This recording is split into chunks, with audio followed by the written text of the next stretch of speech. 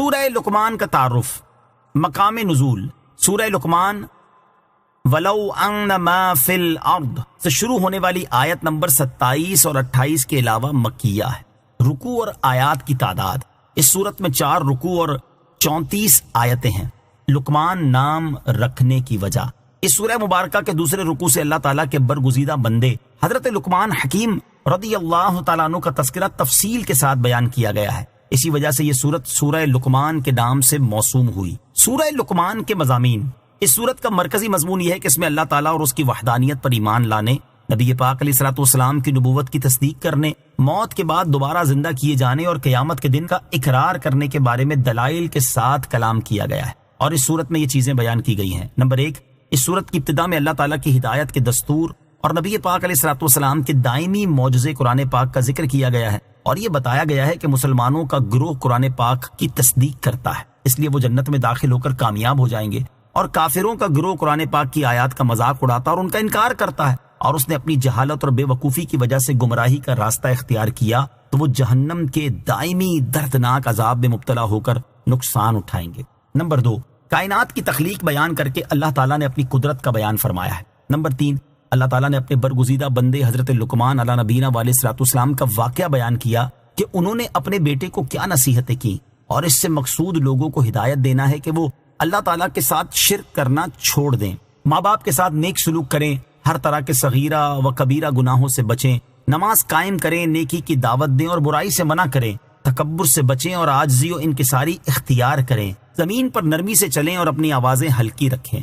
Number 4, اللہ تعالیٰ کی توحید کے دلائل کا مشاہدہ کرنے کے باوجود اپنے آباء و اجداد کی پیروی میں شرک پر قائم رہنے والے مشرکین کی سرزنش کی گئی, اور اللہ تعالیٰ کی بے شمار نعمتوں کا انکار کرنے پر ان کی مذمت بیان کی گئی, اور مشرکین کو یہ بتایا گیا کہ نجات کا واحد راستہ اللہ تعالیٰ کی رضا کے لیے اسلام قبول کرنا اور نیک اعمال کرنا ہے. نمبر 5, کفار کے قول اور عمل میں تضاد کو بیان کیا گیا کہ وہ اللہ تعالیٰ کے خالق ہونے کا اقرار کرتے ہیں لیکن عبادت کا مستحق ہونے میں بتوں کو اس کا شریک ٹھہراتے ہیں, حالانکہ بے شمار دلائل سے یہ بات ثابت ہے کہ عبادت کا مستحق صرف اللہ تعالیٰ ہے اور اس کے علاوہ اور کوئی عبادت کیے جانے کا حقدار ہرگز نہیں ہے. نمبر 6, اللہ تعالیٰ کی قدرت پر دن اور رات کے آنے جانے سے, چاند اور سورج کو مسخر کیے جانے سے اور سمندروں میں کشتیوں کی روانی سے استدلال کیا گیا. نمبر 7, اس سورت کے آخر میں تقوی و پرہیزگاری کا حکم دیا گیا, قیامت کے دن کے عذاب سے ڈرایا گیا جو کہ بہر صورت آئے گا, اور یہ بتایا گیا کہ مخصوص 5 غیبی چیزوں کا ذاتی علم اللہ تعالیٰ کے ساتھ خاص ہے اور اللہ تعالیٰ ہر چیز سے خبردار ہے. سورہ روم کے ساتھ مناسبت, سورہ لقمان کی اپنے سے ماقبل سورت روم کے ساتھ ایک مناسبت یہ ہے کہ سورہ روم کے آخر میں اور سورہ لقمان کی ابتدا میں قرآن پاک کی صفات بیان کی گئی ہیں. دوسری مناسبت یہ ہے کہ دونوں صورتوں میں اللہ تعالیٰ نے یہ بیان فرمایا کہ مسلمان مرنے کے بعد دوبارہ زندہ کیے جانے اور آخرت پر یقین رکھتے ہیں. تیسری مناسبت یہ ہے کہ دونوں صورتوں میں متعدد مضامین مشترک ہیں, جیسے اللہ تعالیٰ نے بیان کیا کہ کفار و مشرکین پر جب کوئی مصیبت آتی ہے تو وہ اللہ تعالیٰ کی بارگاہ میں مضطرب ہو کر دعائیں کرتے ہیں, اور جب ان سے وہ مصیبت ٹل جاتی ہے تو وہ اللہ تعالیٰ کے ساتھ کفر و شرک کرنے لگ جاتے ہیں. بسم اللہ الرحمن الرحیم. ترجمہ, اللہ کے نام سے شروع جو نہایت مہربان رحمت والا ہے. الف لام میم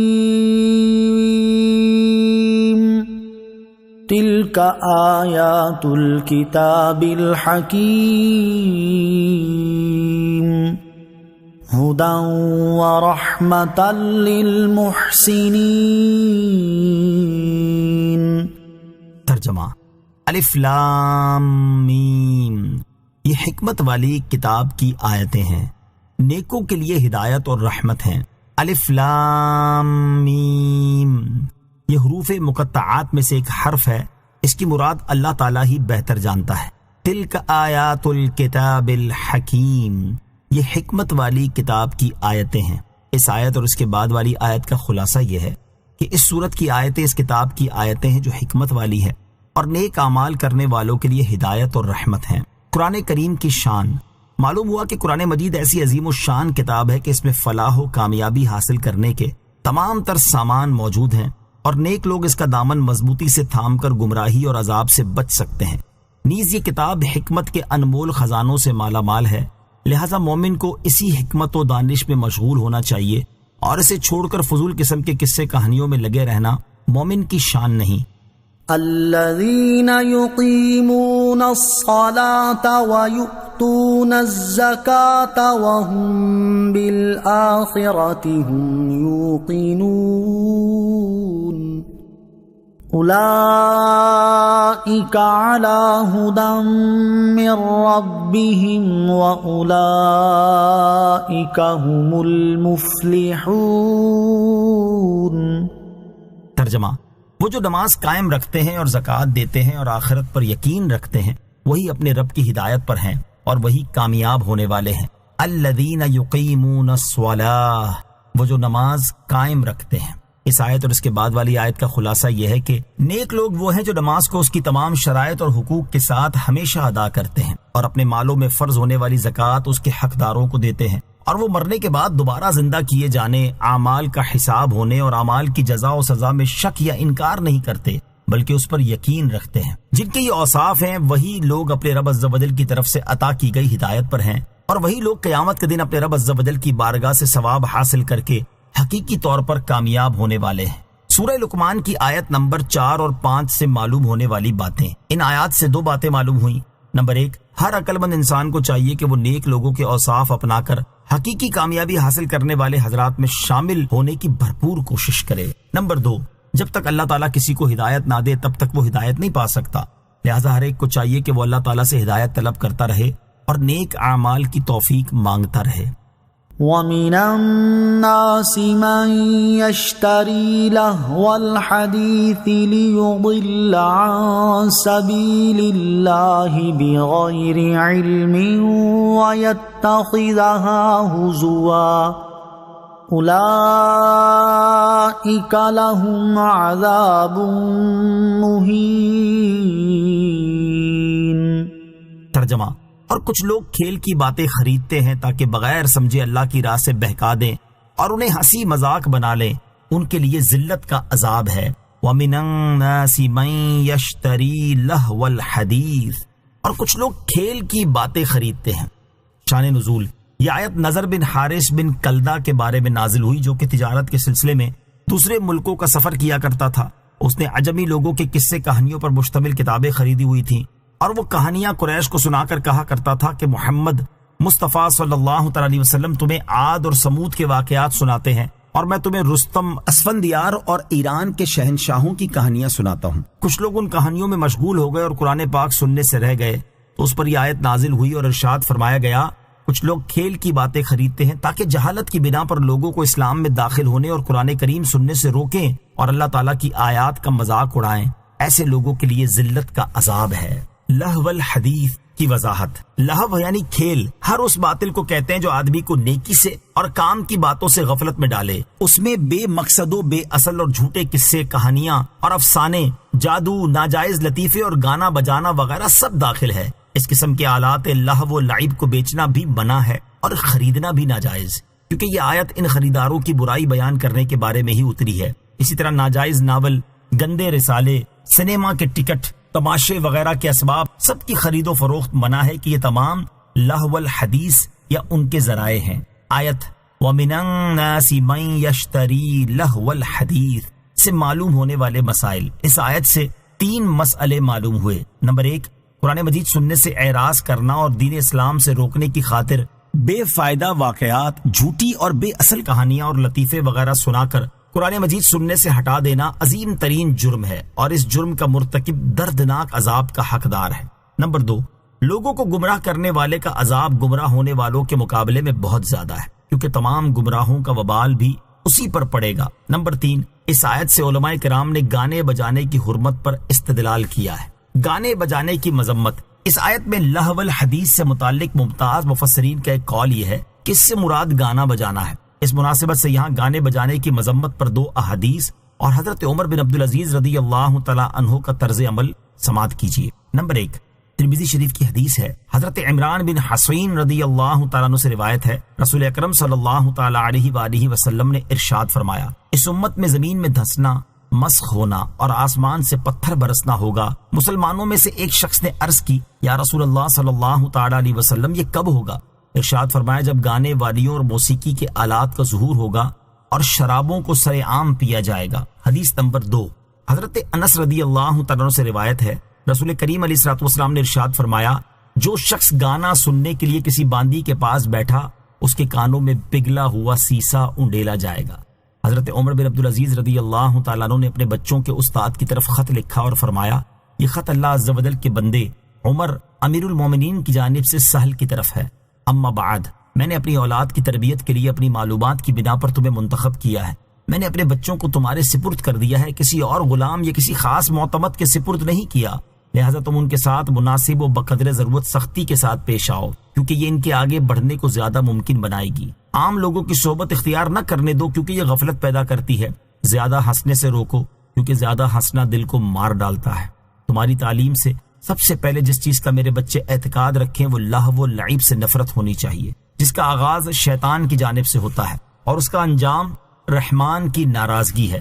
اصحاب علم میں سے سکہ لوگوں سے مجھے یہ خبر پہنچی ہے کہ لہو و لعب کے آلات کا سننا اور ان کا شیفتہ ہونا یہ دل میں اسی طرح نفاق پیدا کرتا ہے جس طرح پانی گھاس اگاتا ہے۔ میری زندگی کی قسم، ان مقامات پر حاضر ہونے کو ترک کر کے اپنے آپ کو بچانا دانش مندوں کے لیے زیادہ آسان ہے بنسبت اس کے کہ وہ اپنے دل میں نفاق کو قائم رکھیں۔ جب وہ ان گانوں سے جدا ہوتا ہے تو اسے یقین نہیں ہوتا کہ اس کے کانوں نے جو سنا ہے وہ اس سے فائدہ بھی حاصل کر سکتا ہے۔ ان بچوں میں سے ہر ایک کو قرآن حکیم کے ایک حصے سے سبق شروع کراؤ، وہ اس کی قرأت میں خوب مضبوط ہو۔ گانے کی مختلف صورتیں اور ان کے احکام، فتاوی رضویہ کی 24ویں جلد میں اعلیٰ حضرت امام احمد رضا خان رحمۃ اللہ تعالی علیہ نے گانا سننے اور سنانے سے متعلق انتہائی تحقیقی کلام فرمایا ہے۔ یہاں اس کا خلاصہ سماعت کیجیے۔ مزامیر یعنی لہو و لعب کے آلات لہو و لعب کے طور پر سننا اور سنانا بلا شبہ حرام، ان کی حرمت اولیاء اور علماء دونوں کے کلمات عالیہ میں واضح ہے۔ ان کے سننے سنانے کے گناہ ہونے میں شک نہیں کہ اصرار کے بعد گناہ کبیرہ ہے۔ مزامیر کے بغیر محض سننے کی چند صورتیں یہ ہیں۔ نمبر 1، گانے بجانے کا پیشہ کرنے والی عورتوں یا بدکار عورتوں اور محل فتنہ امردوں کا گانا۔ نمبر 2، جو چیز گائی جائے وہ معصیت پر مشتمل ہو، مثلاً فحش یا جھوٹ یا کسی مسلمان یا ذمہ کافر کی مذمت یا شراب اور زنا وغیرہ فاسقانہ کاموں کی ترغیب یا کسی زندہ عورت خواہ امرت کے حسن کی یقینی طور پر تعریف یا کسی معین عورت کا اگرچہ مردہ ہو ایسا ذکر جس سے اس کے قریبی رشتہ داروں کو حیا اور آر آئے۔ نمبر 3، لہو و لعب کے طور پر سنا جائے اگرچہ اس میں کسی مذموم چیز کا ذکر نہ ہو۔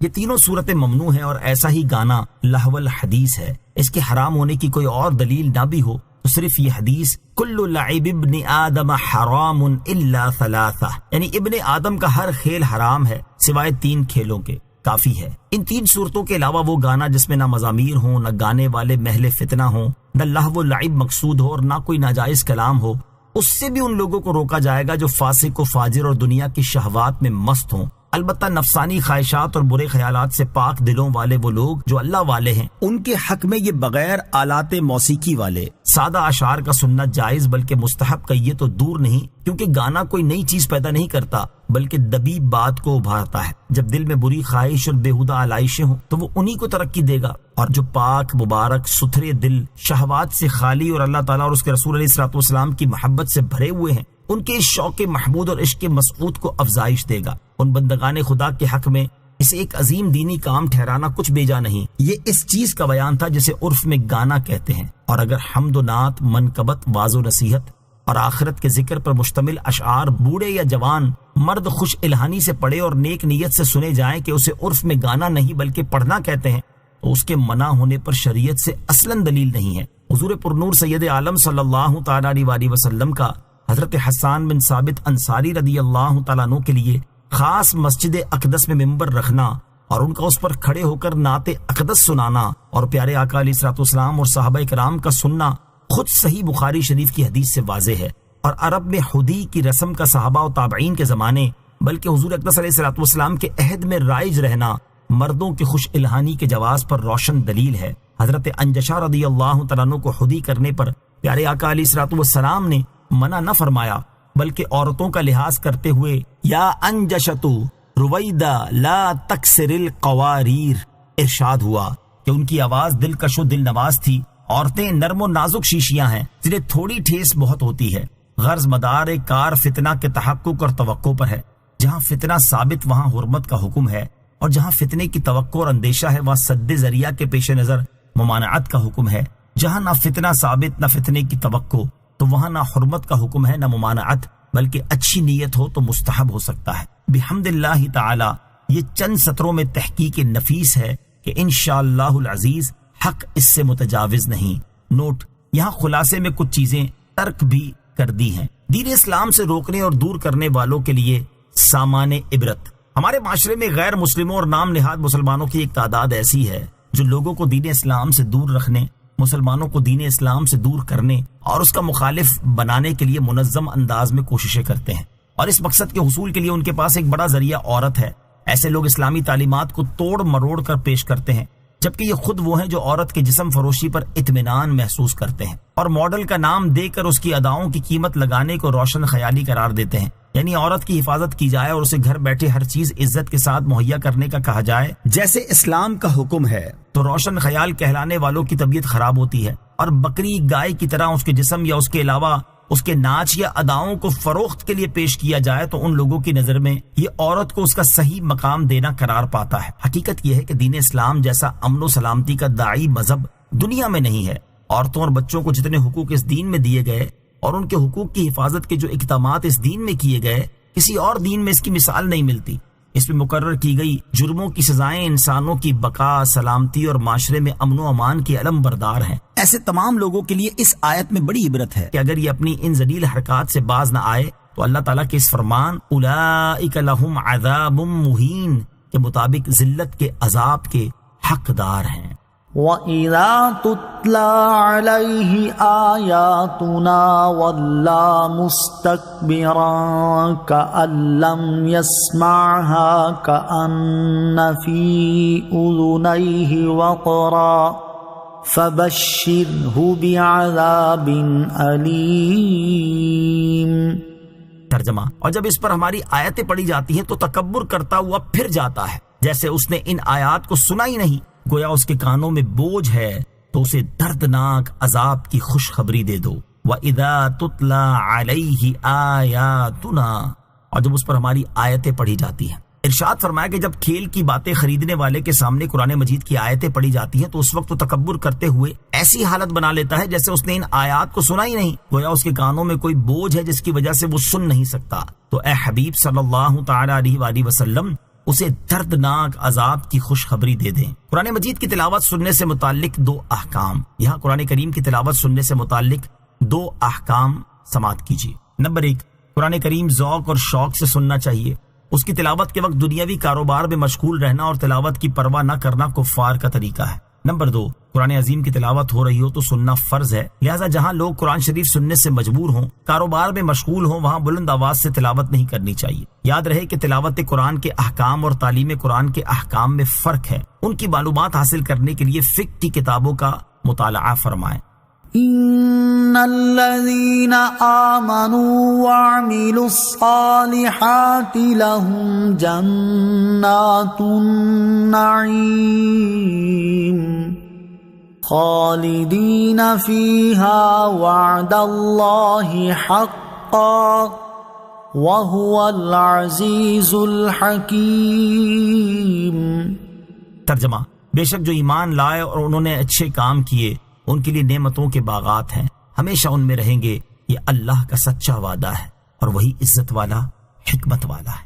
ان الذین آمنوا وعملوا الصالحات، بے شک جو ایمان لائے اور انہوں نے اچھے کام کیے. کافروں کی سزا ذکر کرنے کے بعد یہاں سے نیک اعمال کرنے والے مسلمانوں کی جزا بیان کی جا رہی ہے. چنانچہ اس آیت اور اس کے بعد والی آیت میں ارشاد فرمایا بے شک وہ لوگ جو ہماری آیتوں پر ایمان لاتے ہیں اور ان کے تقاضوں کے مطابق عمل کرتے ہیں ان کے لیے نعمتوں اور چین کے ایسے باغات ہیں جن میں وہ ہمیشہ رہیں گے. یہ ان سے اللہ تعالیٰ کا سچا وعدہ ہے اور اس کی شان یہ ہے کہ کوئی اسے وعدہ پورا کرنے سے روک نہیں سکتا اور اس کا ہر فعل حکمت اور مصلحت کے تمام تر تقاضوں کے عین مطابق ہے. خلق السماوات بغير عمد ترونها وألقى في الأرض رواسي أن تميد بكم وبث فيها من كل دابة وأنزلنا من السماء ماء فأنبتنا فيها من كل زوج كريم۔ ترجمہ، اس نے آسمانوں کو ان ستونوں کے بغیر بنایا جو تمہیں نظر آئیں، اور زمین میں لنگر ڈال دیے تاکہ زمین تمہیں لے کر ہلتی نہ رہے، اور اس میں ہر قسم کے جانور پھیلائے، اور ہم نے آسمان سے پانی اتارا تو زمین میں ہر نفیس قسم کا جوڑا اگایا۔ خلق السماوات بغیر عمد ترونها، اس نے آسمانوں کو ان ستونوں کے بغیر بنایا جو تمہیں نظر آئیں۔ اس آیت میں اللہ تعالیٰ نے اپنی عظمت اور قدرت پر دلالت کرنے والی 4 چیزیں بیان فرمائی ہیں۔ نمبر 1، اللہ تعالیٰ نے آسمانوں کو ستونوں کے بغیر بنایا۔ انہیں ستونوں کے بغیر بنانے کا ایک معنی یہ ہے کہ کوئی ستون ہے ہی نہیں اور تمہاری نظر خود اس چیز کا مشاہدہ کر رہی ہے۔ دوسرا معنی یہ ہے کہ آسمانوں کے ستون تو ہیں لیکن وہ ایسے نہیں جنہیں تم دیکھ سکو، اس لیے وہ گویا ایسا ہے جیسے ستونوں کے بغیر ہی بنا ہوا ہے۔ نمبر 2، زمین میں پہاڑوں کے لنگر ڈال دیے ہیں تاکہ زمین ہلتی نہ رہے، اسی لیے اگر پہاڑ نہ ہو تو زمین تباہ ہو جائے۔ جدید سائنس سے بھی یہی چیز ثابت ہے۔ نمبر 3، زمین میں ہر قسم کے جانور پھیلائے۔ یاد رہے کہ بعض جانور پانی میں ہیں، بعض زمین پر اور بعض ہوا میں ہیں، مگر یہ سب زمین پر ہی ہیں کیونکہ پانی زمین پر ہے اور ہوا بھی زمین سے تعلق رکھتی ہے۔ اور پھیلانے سے مراد یہ ہے کہ کچھ جانور کسی جگہ اور دوسرے بعض کسی اور جگہ پیدا فرمائے۔ نمبر 4، اللہ تعالیٰ نے اپنے فضل سے آسمان کی طرف سے بارش کا پانی نازل فرمایا اور اس سے زمین میں عمدہ اقسام کے نباتات کے جوڑے پیدا کیے۔ اس سے معلوم ہوا کہ گھاس اور درخت وغیرہ سب میں نر اور مادہ ہیں۔ نر درخت سے لگ کر جب ہوا مادہ درخت کو چھوتی ہے تو مادہ درخت حاملہ ہو کر پھل دیتا ہے۔ جدید سائنس سے بھی یہ حقیقت ثابت ہو چکی ہے، اور جو شخص بھی اللہ تعالیٰ کی عجیب و غریب صنعتوں میں غور و فکر کرے گا اس پر اللہ تعالیٰ کی عظمت اور قدرت آشکار ہو جائے گی۔ هذا خلق الله فأروني ماذا خلق الذين من دونه بل الظالمون في ضلال مبين۔ ترجمہ، یہ تو اللہ کا بنایا ہوا ہے، تو اے مشرکو تم مجھے کوئی ایسی چیز دکھاؤ جو اللہ کے سوا اوروں نے بنائی ہو، بلکہ ظالم کھلی گمراہی میں ہیں۔ ھذا خلق اللہ، یہ تو اللہ کا بنایا ہوا ہے، یعنی اللہ تعالیٰ نے تو اپنی کامل قدرت اور انتہا کو پہنچی ہوئی حکمت سے یہ تمام چیزیں پیدا فرمائی ہیں جنہیں تم بھی دیکھتے ہو۔ اب تم بتاؤ کہ تم لوگ اللہ تعالیٰ کی عبادت کرنے کی بجائے جن بتوں کی عبادت کرتے اور انہیں پوچھتے ہو، انہوں نے ایسا کون سا کمال دکھایا ہے جس کی وجہ سے تم نے انہیں عبادت کا مستحق سمجھ لیا اور ان کی پوجا کرنے میں مصروف ہو گئے؟ ان کافروں کا حق سے دور ہونا اور گمراہی میں مبتلا ہونا واضح ہے۔ وَلَقَدْ آتَيْنَا لُقْمَانَ الْحِكْمَةَ أَنِ اشْكُرْ لِلَّهِ وَمَنْ يَشْكُرْ فَإِنَّمَا يَشْكُرُ لِنَفْسِهِ وَمَنْ كَفَرَ فَإِنَّ اللَّهَ غَنِيٌّ حَمِيدٌ۔ ترجمہ، اور بے شک ہم نے لقمان کو حکمت عطا فرمائی کہ اللہ کا شکر ادا کر، اور جو شکر ادا کرے تو وہ اپنی ذات کے لیے شکر کرتا ہے، اور جو ناشکری کرے تو بے شک اللہ بے پرواہ ہے، حمد کے لائق ہے۔ حضرت لقمان رضی اللہ تعالی عنہ کا تعارف۔ مشہور مورخ محمد بن اسحاق کہتے ہیں کہ حضرت لقمان رضی اللہ تعالی عنہ کا نسب یہ ہے، لقمان بن ناعور یا باعور بن ناحور بن تاروخ۔ حضرت وہب رضی اللہ تعالیٰ عنہ کا قول ہے کہ حضرت لقمان رضی اللہ تعالیٰ عنہ حضرت ایوب علیہ السلام کے بھانجے تھے، جبکہ مفسر مقاتل نے کہا کہ حضرت ایوب علیہ السلام کی خالہ کے فرزند تھے۔ آپ نے حضرت داؤد علیہ السلام کا زمانہ پایا اور ان سے علم حاصل کیا۔ حضرت داؤد علیہ السلام کے اعلان نبوت سے پہلے فتویٰ دیا کرتے تھے، اور جب آپ علیہ السلام نبوت کے منصب پر فائز ہوئے تو حضرت لقمان رضی اللہ تعالیٰ عنہ نے فتویٰ دینا بند کر دیا۔ آپ رضی اللہ تعالیٰ عنہ کے نبی ہونے میں اختلاف ہے، اکثر علماء اسی طرف ہیں کہ آپ حکیم تھے، نبی نہ تھے۔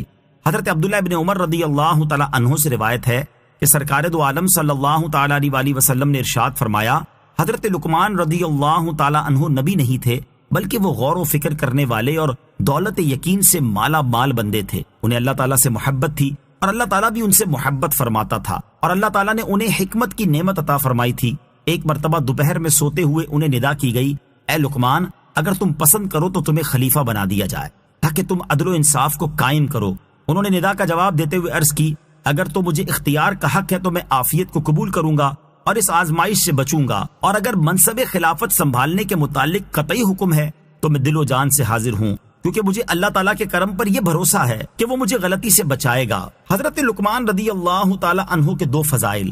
یہاں حضرت لقمان رضی اللہ تعالیٰ عنہ کے فضائل پر مشتمل دو احادیث سماعت کیجیے۔ نمبر 1، حضرت عبد الرحمن بن یزید بن جابر رضی اللہ تعالیٰ عنہ سے روایت ہے، رسول کریم صلی اللہ تعالیٰ علیہ وسلم نے ارشاد فرمایا، سوڈانیوں کے سردار 4 ہیں۔ نمبر 1 حضرت لقمان حبشی رضی اللہ تعالیٰ عنہ، نمبر 2 حضرت نجاشی رضی اللہ تعالیٰ عنہ، نمبر 3 حضرت بلال رضی اللہ تعالیٰ عنہ، نمبر 4 حضرت محجع رضی اللہ تعالیٰ عنہ۔ حدیث نمبر 2، حضرت عبداللہ ابن عباس رضی اللہ تعالیٰ عنہ سے روایت ہے، تاجدار رسالت صلی اللہ تعالیٰ علیہ وآلہ وسلم نے ارشاد فرمایا، سوڈانیوں کی صحبت اختیار کرو، کیونکہ ان میں سے 3 حضرات اہل جنت کے سرداروں میں سے ہیں۔ نمبر 1 حضرت لقمان حکیم رضی اللہ تعالیٰ عنہ، نمبر 2 حضرت نجاشی رضی اللہ تعالیٰ عنہ، نمبر 3 مؤذن حضرت بلال رضی اللہ تعالیٰ عنہ۔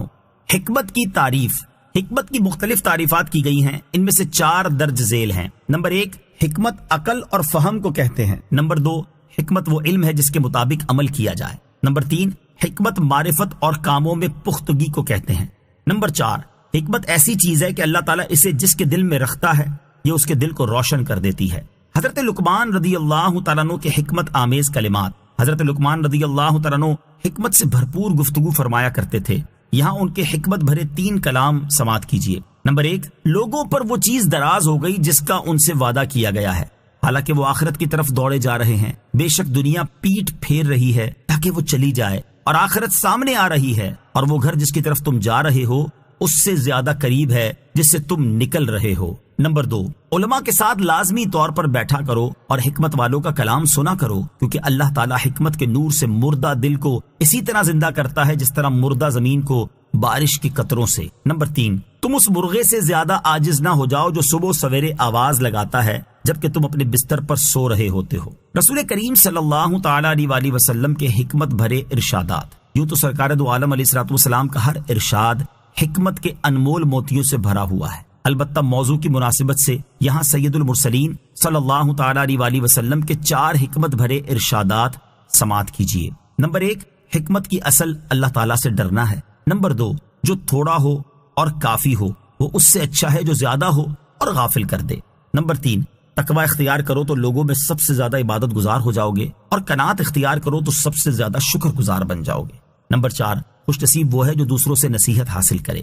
وَمَن يَشْكُرْ اور جو شکر ادا کرے، یعنی جو اللہ تعالیٰ کی نعمتوں پر اس کا شکر ادا کرتا ہے تو وہ اپنی ذات کے بھلے کے لیے ہی شکر کرتا ہے، کیونکہ شکر کرنے سے نعمت زیادہ ہوتی ہے اور بندے کو ثواب ملتا ہے، اور جو اپنے رب عز و جل کی نعمتوں کی ناشکری کرے تو اس کا وبال اسی پر ہے، کیونکہ اللہ تعالیٰ اس سے اور اس کے شکر سے بے پرواہ ہے، اور وہ اپنی ذات و صفات اور افعال میں حمد کے لائق ہے، اگرچہ کوئی اس کی تعریف نہ کرے۔ وَإِذْ قَالَ لُقْمَانُ لِابْنِهِ وَهُوَ يَعِظُهُ يَا بُنَيَّ لَا تُشْرِكْ بِاللَّهِ إِنَّ الشِّرْكَ لَظُلْمٌ عَظِيمٌ۔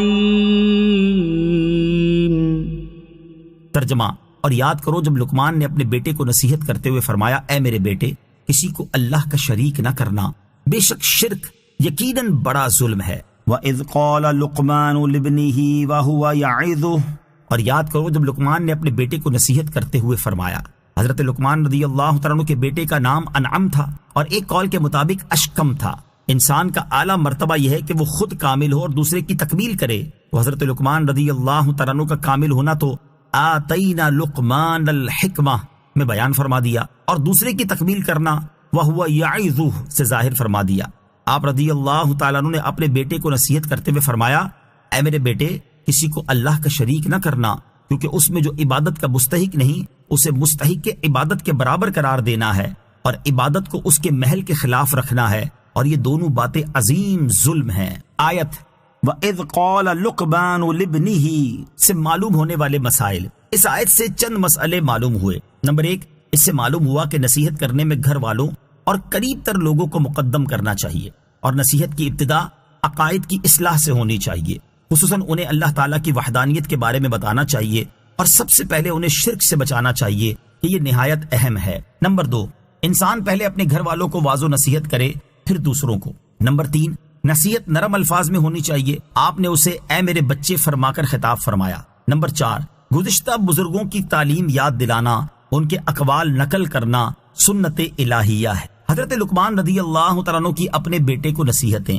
حضرت حسن بصری رضی اللہ تعالیٰ عنہ فرماتے ہیں حضرت لقمان رضی اللہ تعالیٰ عنہ نے اپنے بیٹے سے کہا، میں نے بڑے پتھر، لوہا اور ہر وزنی چیز اٹھائی ہے، لیکن میں نے برے پڑوسی سے بھاری چیز کوئی نہیں اٹھائی. میں نے ہر کڑواہٹ دیکھی ہے مگر فقر سے زیادہ کڑوی چیز نہیں دیکھی. اے میرے بیٹے، جاہل کو قاصد بنا کر نہ بھیج. اگر تو کسی صاحب حکمت کو نہ پائے تو اپنا قاصد خود بن جا. اے میرے بیٹے، جنازوں میں حاضر ہوا کر اور شادیوں میں نہ جایا کر، کیونکہ جنازے تجھے آخرت کی یاد دلاتے ہیں اور شادی تجھے دنیا کی خواہش دلاتی ہے. اے میرے بیٹے، سیر پر سیر ہو کر نہ کھا. اگر تو اس کھانے کو کتے کے سامنے پھینک دے تو یہ اس سے بہتر ہے کہ تو خود اسے کھائے. اے میرے بیٹے، اتنا میٹھا بھی نہ بن کہ تجھے نگل لیا جائے اور نہ اتنا کڑوا ہو جا کہ تجھے باہر پھینک دیا جائے.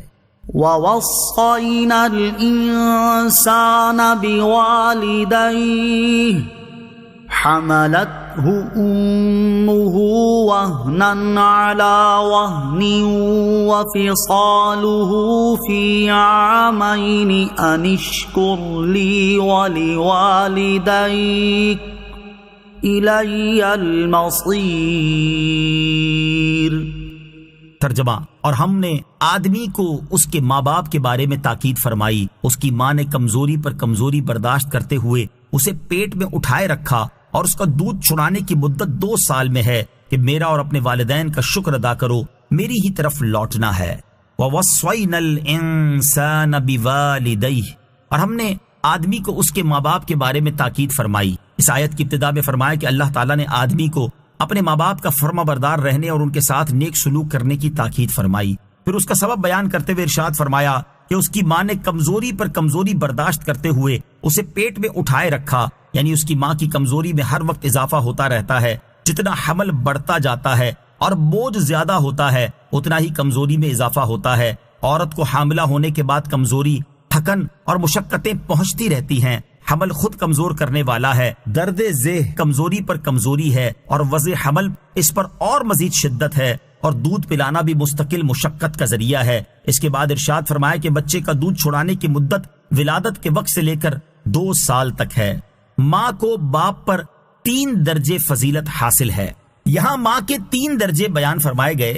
ایک یہ کہ اس نے کمزوری پر کمزوری برداشت کی، دوسرا یہ کہ اس نے بچے کو پیٹ میں رکھا، تیسرا یہ کہ اسے دودھ پلایا. اس سے معلوم ہوا کہ ماں کو باپ پر 3 درجے فضیلت حاصل ہے. حضور اقدس صلی اللہ تعالی علیہ وسلم نے بھی ماں کی باپ سے 3 درجے زیادہ فضیلت بیان فرمائی ہے. چنانچہ حضرت ابو ہریرہ رضی اللہ تعالی عنہ فرماتے ہیں ایک شخص نے سرکار دو عالم صلی اللہ تعالی علیہ وسلم کی خدمت میں آ کر عرض کی، میری اچھی خدمت کا سب سے زیادہ مستحق کون ہے؟ ارشاد فرمایا تمہاری ماں. اس نے عرض کی پھر کون ہے؟ ارشاد فرمایا تمہاری ماں. اس نے دوبارہ عرض کی پھر کون ہے؟ ارشاد فرمایا تمہاری ماں. عرض کی پھر کون ہے؟ ارشاد فرمایا تمہارا باپ. ماں کا حق باپ کے حق پر مقدم ہے. اعلی حضرت مجدد دین و ملت شاہ امام احمد رضا خان علیہ الرحمت الرحمان ارشاد فرماتے ہیں اولاد پر ماں باپ کا حق نہایت عظیم ہے اور ماں کا حق اس سے اعظم. قال اللہ تعالی وَوَصَّيْنَا الْإِنسَانَ بِوَالِدَيْهِ إِحْسَانًا حَمَلَتْهُ أُمُّهُ كُرْهًا وَوَضَعَتْهُ كُرْهًا وَحَمْلُهُ وَفِصَالُهُ 30 شَهْرًا. ترجمہ، اور ہم نے تاکید کی آدمی کو اپنے ماں باپ کے ساتھ نیک برتاؤ کی. اسے پیٹ میں رکھے رہی، اس کی ماں تکلیف سے اور اسے جنا تکلیف سے، اور اس کا پیٹ میں رہنا اور دودھ چھٹنا 30 مہینے میں ہے. اس آیت کریمہ میں رب العزت نے ماں باپ دونوں کے حق میں تاکید فرما کر ماں کو پھر خاص الگ کر کے گنا اور اس کی ان سختیوں اور تکلیفوں کو شمار فرمایا جو اسے حمل و ولادت اور 2 برس تک اپنے خون کا عطر پلانے میں پیش آئیں، جن کے باعث اس کا حق بہت اشد و اعظم ہو گیا. مگر اس زیادت کے یہ معنی ہے کہ خدمت میں دینے میں باپ پر ماں کو ترجیح دے. مثلا 100 روپے ہیں اور کوئی خاص وجہ مانع تفضیل مادر یعنی ماں کو فضیلت دینے میں رکاوٹ نہیں تو باپ کو 25 دے، ماں کو 75. یا ماں یا باپ دونوں نے ایک ساتھ پانی مانگا تو پہلے ماں کو پلائے پھر باپ کو. یا دونوں سفر سے آئے ہیں، پہلے ماں کے پاؤں دبائے پھر باپ کے، وعلی ھذا القیاس، نہ یہ کہ اگر والدین میں باہم تنازع ہو تو ماں کا ساتھ دے کر معاذ اللہ باپ کے در پہ ایذا ہو، یا اس پر کسی طرح درستی کرے، یا اسے جواب دے، یا بے ادبانہ آنکھ ملا کر بات کرے، یہ سب باتیں حرام اور اللہ عز و جل کی معصیت ہیں، اس میں نہ ماں کی اطاعت ہے نہ باپ کی، تو اسے ماں باپ میں سے کسی کا ایسا ساتھ دینا ہرگز جائز نہیں، وہ دونوں اس کی جنت و نار ہیں، جسے ایذا دے گا دوزخ کا مستحق ہوگا، والعیاذ باللہ۔ معصیت خالق میں کسی کی اطاعت نہیں۔ اگر مثلا ماں چاہتی ہے کہ یہ باپ کو کسی طرح کا آزار پہنچائے اور یہ نہیں مانتا تو وہ ناراض ہوتی ہے، ہونے دے اور ہرگز نہ مانے۔ ایسے ہی باپ کی طرف سے ماں کے معاملے میں ان کی ایسی ناراضیاں کچھ قابل لحاظ نہ ہوں گی کہ یہ ان کی نری زیادتی ہے کہ اس سے اللہ تعالیٰ کی نافرمانی چاہتے ہیں، بلکہ ہمارے علماء کرام نے یوں تقسیم فرمائی ہے کہ خدمت میں ماں کو ترجیح ہے، جس کی مثالیں ہم بتا چکے، اور تعظیم باپ کی زائد ہے کہ وہ اس کی ماں کا بھی حاکم و آقا ہے۔ انشکر لی ولی والدیک، کہ میرا اور اپنے والدین کا شکر ادا کرو، یہ وہ تاکید ہے جس کا ذکر اوپر فرمایا تھا، اور اس سے یہ بھی معلوم ہوا کہ والدین کا مقام انتہائی بلند ہے، کیونکہ اللہ تعالیٰ نے اپنے ساتھ بندے کے والدین کا ذکر فرمایا اور ایک ساتھ دونوں کا شکر ادا کرنے کا حکم دیا۔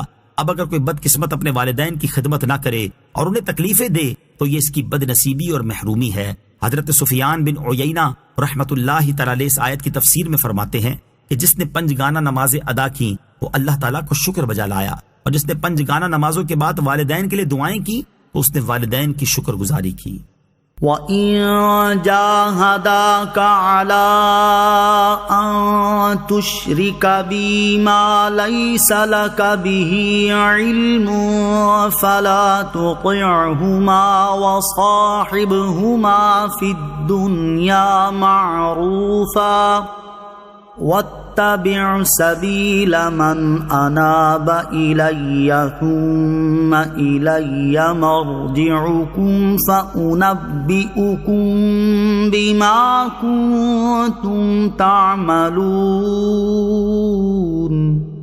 ترجمہ، اور اگر وہ دونوں تجھ پر کوشش کریں کہ تو کسی ایسی چیز کو میرا شریک ٹھہرائے جس کا تجھے علم نہیں، تو ان کا کہنا نہ مان اور دنیا میں اچھی طرح ان کا ساتھ دے، اور میری طرف رجوع کرنے والے آدمی کے راستے پر چل، پھر میری ہی طرف تمہیں پھر کر آنا ہے تو میں تمہیں بتا دوں گا جو تم کرتے تھے۔ وَإِن جَاهَدَاكَ، اور اگر وہ دونوں تجھ پر کوشش کریں۔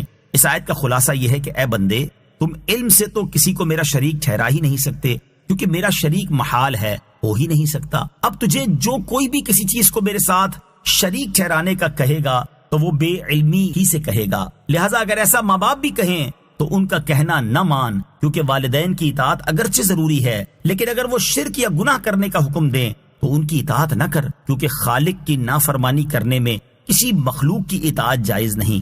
البتہ دنیا میں حسن اخلاق، حسن سلوک، احسان اور تحمل کے ساتھ اچھی طرح ان کا ساتھ دے، لیکن دین میں ان کی پیروی نہ کر، بلکہ نبی کریم علیہ الصلوۃ والسلام اور ان کے صحابہ کرام رضی اللہ تعالی عنہم کے راستے پر چل، پھر مرنے کے بعد میری ہی طرف تمہیں اور تمہارے والدین کو لوٹ کر آنا ہے تو میں تمہیں تمہارے ایمان کی جزا دوں گا اور تمہارے والدین کو ان کے کفر کی سزا دوں گا۔ حضرت سعد بن ابی وقاص رضی اللہ تعالیٰ عنہ فرماتے ہیں کہ یہ آیت میرے بارے میں نازل ہوئی، میں اپنی والدہ کے ساتھ حسن سلوک کرتا تھا، اور جب میں نے اسلام قبول کر لیا تو میری ماں نے کہا، اے سعد رضی اللہ تعالی عنہ، یہ تو نے کیا نیا دین اختیار کر لیا ہے؟ تجھے یہ دین چھوڑنا ہوگا یا میں نہ کھاؤں گی نہ پیوں گی یہاں تک کہ مر جاؤں گی، اور یوں میری وجہ سے تمہیں آر دلائی جائے گی، اور تجھے یوں خطاب کیا جائے گا، اے اپنی ماں کے قاتل۔ یہ سن کر میں نے کہا، اے میری ماں، ایسا نہ کر، میں کسی بھی وجہ سے یہ دین نہیں چھوڑوں گا۔ وہ ایک دن بغیر کچھ کھائے پیے رہی، اس نے صبح کی تو بڑی مشقت میں مبتلا تھی، پھر وہ ایک دن اور رات مزید اسی طرح رہی تو اس کی تکلیف میں اضافہ ہو گیا۔ جب میں نے یہ دیکھا تو کہا، اے ماں، اللہ تعالیٰ کی قسم تو جانتی ہے کہ اگر تیری 100 جانیں ہو اور ایک ایک کر کے تیری سب جانیں نکل جائیں تب بھی میں تیرے لیے اپنا دین نہیں چھوڑوں گا۔ اب اگر تو چاہے تو کھا ورنہ مت کھا۔ جب ماں نے یہ دیکھا تو اس نے کھانا کھا لیا۔ اس پر یہ آیت نازل ہوئی، وَاتَّبِعْ سَبِيلَ مَنْ أَنَابَ إِلَيَّ، اور میری طرف رجوع کرنے والے آدمی کے راستے پر چل۔ اس سے مراد یہ ہے کہ دین میں حضور علیہ الصلوۃ والسلام اور آپ کے اصحاب کے راستے پر چل، اسی راہ کو مذہب سنت و جماعت کہتے ہیں۔ اور ایک قول یہ ہے کہ اللہ تعالیٰ کی طرف رجوع کرنے والے آدمی سے مراد حضرت ابوبکر صدیق رضی اللہ تعالی عنہ ہیں، حضرت عبداللہ ابن عباس رضی اللہ تعالیٰ عنہ فرماتے ہیں جب حضرت ابوبکر صدیق رضی اللہ تعالیٰ عنہ ایمان لائے تو آپ کے پاس حضرت عثمان، طلحہ، زبیر، سعد بن ابی وقاص اور حضرت عبد الرحمن بن عوف رضی اللہ تعالیٰ عنہم آئے اور کہا کہ اے ابوبکر رضی اللہ تعالیٰ عنہ، کیا تم نے اس مرد کی تصدیق کی ہے اور اس پر ایمان لے آئے ہو؟ تو حضرت ابوبکر صدیق رضی اللہ تعالیٰ عنہ نے کہا کہ ہاں میں ایمان لے آیا ہوں اور صدق کے دل سے ان کی رسالت کو تسلیم کر لیا ہے۔ یہ سن کر وہ سب سرکار دو عالم علیہ الصلوۃ والسلام کی بارگاہ میں حاضر ہوئے اور اسلام قبول کر لیا۔ اللہ تعالیٰ کی نافرمانی کے معاملے میں والدین کی اطاعت نہیں۔ والدین کی خدمت اگرچہ عظیم چیز ہے، لیکن اللہ تعالیٰ کی نافرمانی کرنے کے معاملے میں ان کی بات نہیں مانی جائے گی، بلکہ اللہ تعالیٰ کے حکم پر عمل کیا جائے گا اور اسی کی اطاعت کی جائے گی۔ لہٰذا اگر وہ اللہ تعالیٰ کے ساتھ شرک اور کفر کرنے کا حکم دیں تو ان کا یہ حکم نہیں مانا جائے گا۔ اسی طرح اگر وہ کسی فرض چیز کو چھوڑنے کا کہیں، مثلا نماز، روزہ، زکوٰۃ، حج وغیرہ، تو اس وقت بھی ان کا حکم ماننا لازم نہیں۔ والدین سے متعلق اسلام کی شاندار تعلیمات۔ دین اسلام میں والدین کی خدمت کرنے اور ان کے ساتھ حسن سلوک کرنے کو ایک خاص اہمیت دی گئی ہے اور اس سے متعلق مسلمانوں کو خصوصی احکامات دیے گئے ہیں، حتیٰ کہ کافر والدین کے ساتھ بھی حسن سلوک کرنے، ان کی خدمت کرنے، ان کی طرف سے پہنچنے والی سختیوں اور نازیبا باتوں پر برداشت کا مظاہرہ کرنے اور ان پر احسان کرنے کی تعلیم دی گئی ہے۔ یہ دین اسلام ہی کا عظیم کارنامہ ہے جس نے والدین کے ماں باپ ہونے کا حق کو پورا کرنے کا حکم دیا اور انہیں اذیت و تکلیف پہنچانے سے منع کیا۔ فی زمانہ والدین سے متعلق اولاد کا جو حال ہے وہ سب کے سامنے ہے۔ آج نازوں سے پلے ہوئے بچے اپنے بوڑھے والدین کی خدمت کرنے اور انہیں سنبھالنے کو بڑی مصیبت سمجھتے ہیں۔ انہیں اچھا کھانا کھلانے، اچھی رہائش دینے اور ان کے آرام و سکون کا خیال کرنے کو تیار نہیں، اور کئی ملکوں میں تو اولاد کی اسی روش کو دیکھ کر وہاں کے حکمرانوں نے ان بوڑھے والدین کو کچھ سہارا دینے کے لیے اولڈ ہاؤس قائم کر دیے ہیں تاکہ یہ اپنی زندگی کے بقیہ دن وہاں کچھ تو چین سے گزار سکیں۔ ایسے والدین کی حسرت و یاس کا کیا عالم ہوتا ہوگا، اس کا اندازہ کرنا مشکل ہے۔ ان حالات کے تناظر میں والدین سے متعلق دی ہوئی اسلام کی تعلیمات کو دیکھا جائے تو اس سے صاف واضح ہوتا ہے دین اسلام میں والدین کو جو حق دیے گئے اور ان کے حقوق کو پورا کرنے کے جو احکام دیے گئے، ان کی مثال دنیا کے کسی اور مذہب میں نہیں ملتی۔ یا بنی انہا ان تک مثقال حبۃ من خردل فتكون في صخرة أو في السماوات أو في الأرض يأت بها الله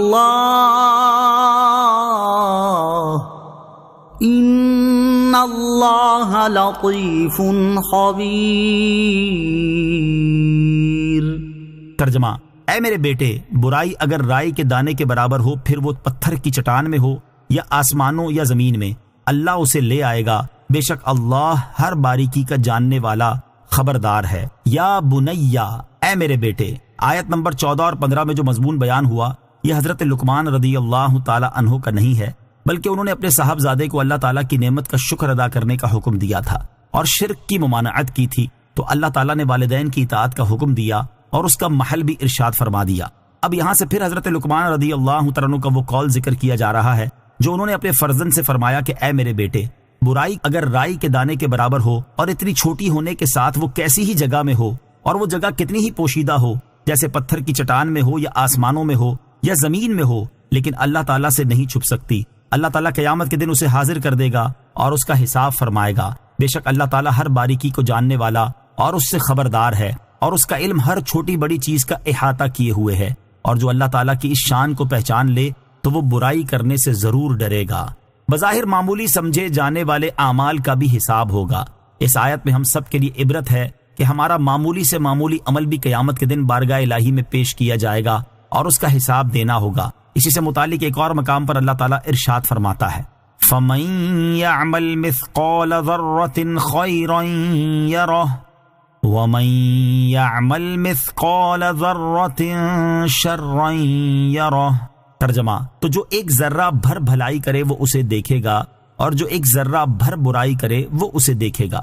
اور ارشاد فرماتا ہے، وَنَضَعُ الْمَوَازِينَ الْقِسْطَ لِيَوْمِ الْقِيَامَةِ فَلَا تُظْلَمُ نَفْسٌ شَيْئًا وَإِن كَانَ مِثْقَالَ حَبَّةٍ مِّنْ خَرْدَلٍ أَتَيْنَا بِهَا وَكَفَى بِنَا حَاسِبِينَ۔ ترجمہ: اور ہم قیامت کے دن عدل کے ترازو رکھیں گے تو کسی جان پر کچھ ظلم نہ ہوگا، اور اگر کوئی چیز رائی کے دانے کے برابر بھی ہوگی تو ہم اسے لے آئیں گے اور ہم حساب کرنے کے لیے کافی ہیں۔ اور بظاہر چھوٹے سمجھے جانے والے اعمال پر بعض اوقات کس طرح گرفت ہوتی ہے، اس سے متعلق یہ حکایات سماعت فرمائیں۔ حضرت حارث محاسبی رحمۃ اللہ تعالی فرماتے ہیں کہ غلہ ماپنے والا ایک شخص اس کام کو چھوڑ کر اللہ تعالیٰ کی عبادت میں مشغول ہو گیا۔ جب وہ مر گیا تو اس کے بعض احباب نے اسے خواب میں دیکھا تو پوچھا ما فعل اللہ بکا، یعنی اللہ عز وجل نے تیرے ساتھ کیا معاملہ کیا؟ اس نے کہا میرا وہ پیمانہ جس میں غلہ وغیرہ ماپا کرتا تھا اس میں میری بے احتیاطی کی وجہ سے کچھ مٹی سی بیٹھ گئی تھی، جس کو میں نے لاپرواہی کے سبب صاف نہ کیا تو ہر مرتبہ ماپنے کے وقت اس مٹی کی مقدار کم ہو جاتا تھا۔ میں اس قصور کے سبب عتاب میں گرفتار ہوں۔ لہٰذا ہمیں دنیا میں ہی اپنے ہر چھوٹے سے چھوٹے عمل کا بھی محاسبہ کر لینا اور برے اعمال سے سچی توبہ کر لینی چاہیے تاکہ مرنے کے بعد ہونے والی گرفت اور آخرت کے سخت حساب سے بچ سکیں۔ اللہ تعالیٰ عمل کی توفیق عطا فرمائے، آمین۔ یا بنی اقم الصلاة وأمر بالمعروف وانہ عن المنکر واصبر على ما اصابك ان ذلك من عزم الامور۔ ترجمہ، اے میرے بیٹے نماز قائم رکھ اور اچھی بات کا حکم دے اور بری بات سے منع کر، اور تجھے جو مصیبت آئے اس پر صبر کر، بے شک یہ ہمت والے کاموں میں سے ہے۔ یا بنی اقم الصلاۃ، اے میرے بیٹے نماز قائم رکھ۔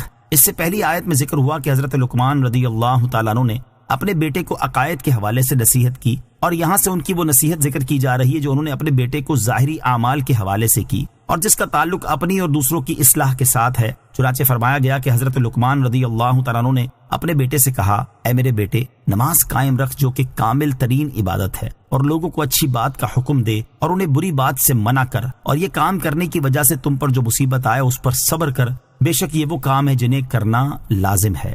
آیت یا بنی اقم الصلاۃ سے معلوم ہونے والے اہم امور۔ اس آیت سے 3 باتیں معلوم ہوئی۔ نمبر 1، نماز، اچھی بات کا حکم دینا، بری بات سے منع کرنا اور مصیبت پر صبر کرنا، یہ ایسی عبادات ہیں جن کا تمام امتوں میں حکم تھا۔ نمبر 2، اس میں بڑی پیاری ترتیب فرمائی گئی کہ واعظ کہنے والا عالم پہلے خود نیک عمل کرے پھر دوسروں سے کہے۔ بے عمل واعظ کا واعظ دلوں میں اثر نہیں کرتا، اور چونکہ اس راہ میں تکالیف اٹھانی پڑتی ہیں لہٰذا صبر کا فرمایا گیا۔ یاد رہے کہ ہر مسلمان دین کا مبلغ ہونا چاہیے اور جو مسئلہ سے درست معلوم ہو وہ دوسروں تک پہنچائے، صرف علماء پر ہی تبلیغ لازم نہیں ہے۔ نمبر 3، تبلیغ اور صبر کے اکٹھے بیان کرنے میں ایک اشارہ یہ ہے کہ تبلیغ میں صبر کے مراحل بہت مرتبہ پیش آتے ہیں، لہٰذا تکالیف کی وجہ سے تبلیغ سے باز نہیں آنا چاہیے۔ وَلَا تُصَعِّرْ خَدَّكَ لِلنَّاسِ وَلَا تَمْشِ فِي الْأَرْضِ مَرَحًا إِنَّ اللَّهَ لَا يُحِبُّ كُلَّ مُخْتَالٍ فَخُورٍ۔ ترجمہ، اور لوگوں سے بات کرتے وقت اپنا رخسار ٹیڑھا نہ کر اور زمین میں اکڑتے ہوئے نہ چل، بے شک اللہ کو ہر اکڑنے والا، تکبر کرنے والا ناپسند ہے۔ وَلَا تُصَعِّرْ خَدَّكَ لِلنَّاسِ، اور لوگوں سے بات کرتے وقت اپنا رخسار ٹیڑھا نہ کر۔ یہاں سے حضرت لقمان رضی اللہ تعالیٰ عنہ کی وہ نصیحت ذکر کی جا رہی ہے جو انہوں نے اپنے بیٹے کو باطنی اعمال کے حوالے سے فرمائی۔ چنانچہ فرمایا کہ اے میرے بیٹے جب آدمی بات کرے تو تکبر کرنے والوں کی طرح انہیں حقیر جان کر ان کی طرف سے رخ پھیر لینے والا طریقہ اختیار نہ کرنا، بلکہ مالدار اور فقیر سبھی کے ساتھ عاجزی و انکساری کے ساتھ پیش آنا اور زمین پر اکڑتے ہوئے نہ چلنا۔ بے شک اکڑنے والا اور تکبر کرنے والا کوئی بھی شخص اللہ تعالیٰ کو پسند نہیں۔ فخر اور اختیال میں فرق۔ یاد رہے کہ اندرونی عظمت پر اکڑنا فخر ہے جیسے علم، حسن، خوش آوازی، نسب، واز وغیرہ، اور بیرونی عظمت پر اکڑنا اختیال ہے جیسے مال، جائیداد، لشکر، نوکر چاکر وغیرہ۔ مراد یہ ہے کہ نہ ذاتی کمال پر فخر کرو اور نہ بیرونی فضائل پر اتراؤ، کیونکہ یہ چیزیں تمہاری اپنی نہیں بلکہ رب کریم کی عطا کی ہوئی ہیں اور وہ جب چاہے واپس لے لے۔ کسی شخص کو حقیر نہیں جاننا چاہیے۔ اس سے معلوم ہوا کہ کوئی شخص امیر ہو یا غریب اسے حقیر نہیں جاننا چاہیے، بلکہ جس سے بھی ملاقات ہو تو اس کے ساتھ محبت سے پیش آنا چاہیے اور اچھے انداز میں اس سے بات چیت کرنی چاہیے۔ غریبوں کو حقیر جان کر ان سے منہ موڑنا اور ان سے بات چیت کے دوران ایسا انداز اختیار کرنا جس میں حقارت کا پہلو نمایاں ہو، اسی طرح امیر لوگوں کو حقارت کی نظر سے دیکھنا، سب تکبر کی علامات ہیں۔ ان سے ہر ایک کو بچنا چاہیے۔ حدیث پاک میں بھی اس سے بچنے کا حکم دیا گیا ہے۔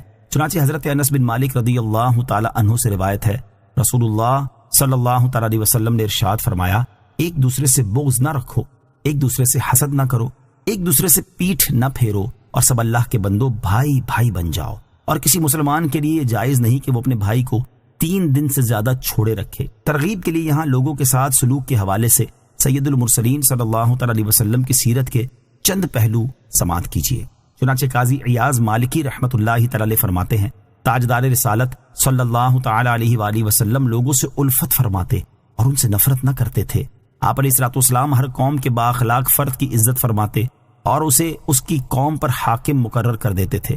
بد اخلاق لوگوں کو اللہ تعالیٰ کا خوف دلاتے، ان سے احتراز فرماتے، نہ یہ کہ ان سے منہ پھیر لیں اور بد اخلاقی سے پیش آئیں۔ آپ کی بارگاہ میں حاضر کوئی شخص یہ گمان نہیں کرتا تھا کہ کوئی اور بھی اس سے بڑھ کر آپ علیہ الصلوۃ والسلام کے نزدیک عزت والا ہے۔ جو شخص بھی آپ کے پاس بیٹھتا یا کسی ضرورت سے زیادہ قریب ہوتا تو آپ علیہ الصلوۃ والسلام صبر فرماتے، یہاں تک کہ وہ شخص خود ہی اٹھ کر چلا جاتا۔ جو شخص بھی اپنی حاجت کے لیے آپ علیہ الصلوۃ والسلام سے سوال کرتا تو اسے دے کر بھیجتے یا اس سے نرم بات کرتے۔